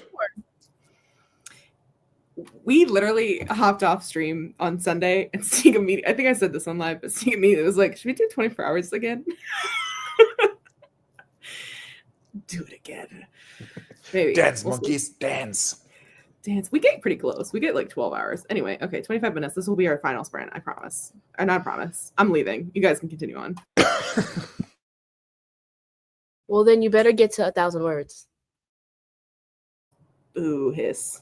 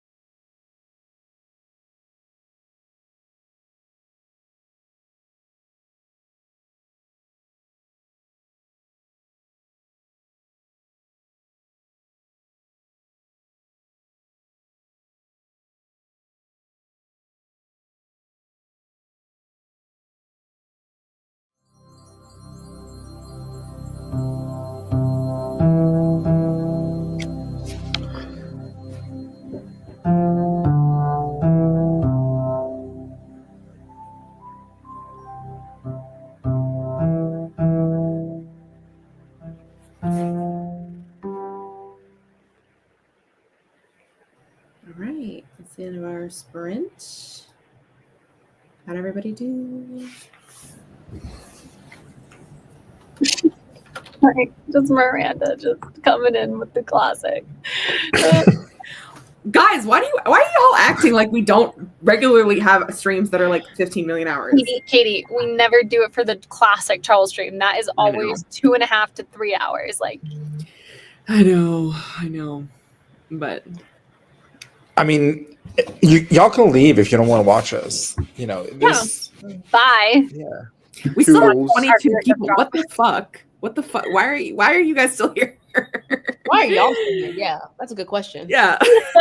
we hang out normally like for many more hours than this. That's so true. I wrote that sprint. I wrote almost 450 words. Oh, lovely. That's fair. I've been doing scary tasks, and I've just been reminded to do another scary task. So I'm going to do that right now. Okay. Thank you, Renee. Oh, what's for my comment? Yeah, yes, I said thank you, Renee. No, because you said that's fair, and Oh. I was like, "What do you mean that's fair? What's Oh, the point behind I that's was fair?" reading your comment. Yes. Okay. There we go. Slay. And I try to update my like spending spreadsheet so that it's the last day of the month, so that the last 2 weeks before my next paycheck I can just track from the first and onwards instead of the entire month. Smart. I love that. He's an adult. I truly feel like an adult. I don't know if that's a controversial statement, but I feel like an adult. I think that's wonderful. I love that. It's Thank better you. than the opposite. Being like, hey, I don't feel like an adult. To answer your question, Lisa, I am up to 1,467 words. Serve. Yep, it's good. We did it. We got there. Yep. Yep. Yeah, what are we doing at the Double Sacrament? I saw Goody Proctor with the devil. I saw a good Proctor in the woods with the troublemakers doing the double sacrament. Oh, someone's got to make that a thumbnail. But I feel like, that's on Goody, if I'm going to be perfectly honest. That is on Goody. That's on her, that's like it's on you guys for still being here, Yeah. But people like hanging out. I know. This is like, guys. was it previously the stream where you talked about clicking onto YouTube videos you don't like? Yes. Approximately 5.5 hours ago. Yeah. A bit like that. But I love having all our friends here, though. That's one of my favorite things It's wild. in the entire world about our Wednesday stream. Is like, no matter what week we have, at least we get to see each other, 4 p.m. Central European time on Wednesday. Mm-hmm. And here we Like, are. the only thing I show up for like this is literally contracted work. And we have just the Devil's Sacrament to perform, and Mm-hmm. a soul binding. Yeah. It's a full-time job. Also, I ate the other half of my avocado. That's right. Oh, wonderful. Did you just eat it straight, or did you have it like on like toast or something? Are you raw No, dogging there's- avocado? I raw dogged that avocado. I did it straight from the skin. A little salt, Oh. pepper. Okay. Okay. Well, if you eat about 20 to 30 grams of fibers every day, you are like less likely to get cancer in your intestines. So good job. Oh, Okay. I love that. Which is like a handful of berries and nuts.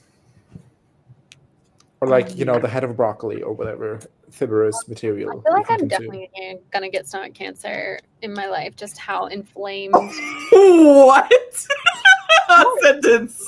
Well, Stieg was talking about it. It's just the finality, which you're like, I'm definitely getting stomach cancer. I said I feel was like very I'm shocking. definitely. I feel like I'm definitely gonna get stomach cancer. My stomach has been inflamed for most of my life, and that level of inflammation for that long, like things are gonna start breaking down in my 40s. Well, 30 grams of protein a day can reduce the chance by 8 to 12%. If you do 50 grams, it's like 20 or something percent. Does it stack that way? Does it? I don't think you can eat 5,000 grams of protein or fibers, not protein, sorry, fibers in a day.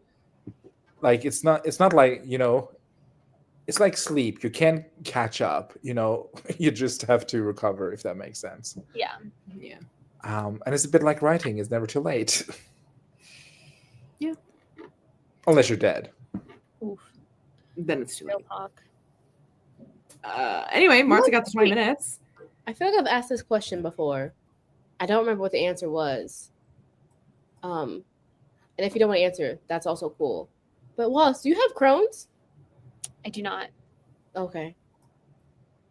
Don't Not speak just to live Wallace. on main. What? I said she could not answer if she didn't want to. Oh, I don't want to talk about that. Is that not a yes?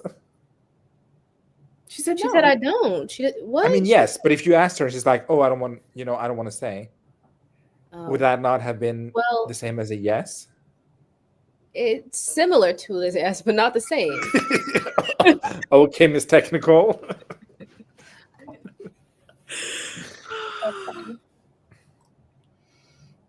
So this is ulcers, not cancer. My love, don't speak to it. Yeah, don't manifest that. Well, anyway. Marta got 1,219 words for the stream. Excellent job. Oh, good job, Marta. Dang. Yep. Coming back. Well, we're leaving, so get your last comments in. Also, question for Katie and Miranda and other frequent tennis watchers. Frequency, probability of there being the kiss cam happening at a match. Very low. Likely. I don't think I've ever seen a kiss cam at a tennis match. Good to know. However, we will suspend our disbelief. Yeah. However, in America, I think I could see it happening at like Cincy or Indian Wells, theoretically. I don't know how popular kiss cams are in Europe. Are they even a thing? I don't know. Europeans call in. I've not watched a single tennis match in Europe in my entire life, so I can't speak on it. No, I just mean in any sporting event. Like on any sporting event. Is that like a kiss cam thing? I don't think so, but also I've never been to a sporting event in my entire life, so I can't speak on it. I've also never seen a kiss cam, and I've gone to really a couple. I have seen a kiss events. cam at an award show. Oh, award show. You were at an award show? I was at an award show. He was at the Golden Globes. No, it was a Norwegian award show for television. Oh, is this for your fanfic moment? As a part of the, not secretary, what's it called? The papers, the press is the word. Yeah, the press. As part of the press. They had a kiss cam with two people from a show, and they kissed. Oh. They went deep too. So I was I'm like, gonna get kicked out of this room soon, so skedaddle, please. Wendy got 169 words. Neon Moon got a bunch of words, 650. I love that. Surprise, affectionate. Yep, dedication. Somebody dedicated. Jessica spent the time crafting with kiddo, making food. I'm gonna watch the second Brando Sando lecture. I hope you have fun. Yeah, Jess is coming back. Quite low. Yeah, never have. Drink cam. Yeah. Yeah, they're very weird. Marta wants to know if you're writing a tennis book or is this just a general question? I have the makings of a tennis book. There was one at a hockey game. I've seen them at hockey games, football games. I've never been in attendance of one. At baseball games. I look for my reference. Okay. Shot abuse. Look, I've seen the lookalike ones where like they like look up like pull two people from different sides of the thing and we're like, look at how much they look alike. Oh my god, wait. What? I'm writing that down. Oh, perfect. There you go. There you go. That's your question. Now I'm very intrigued. Oh my gosh, Wendy, you're so close to being done. I'm so Maybe proud we'll of you, finish during Wendy. this weekend too, Wendy. I love this, Wendy. Wendy's novel, a contemporary romance at 195,000 words. I'm in danger. That's not a joke, by the way. That's not a joke. Okay. She like them slow burns. She does, and I love that too. Steve's gonna finish his book this weekend, and Anna is too. Hopefully, Me and Anna are doing a stream on Sunday, which is called "We Finish Our Books Live on Mainstream," something along those lines on Anna's channel, and we're going to finish our books on Sunday. Wait, why can't I start this comment? There we go. Never mind. Sorry. So that's a no on the 45 then. It's a no. Sorry, Mullen. I love you, but my back hurts. I gotta leave. I'm done. Okay, everyone. See you next week. Or / see you Friday / see you Sunday / see you. Goodbye. What's happening Friday? I don't know.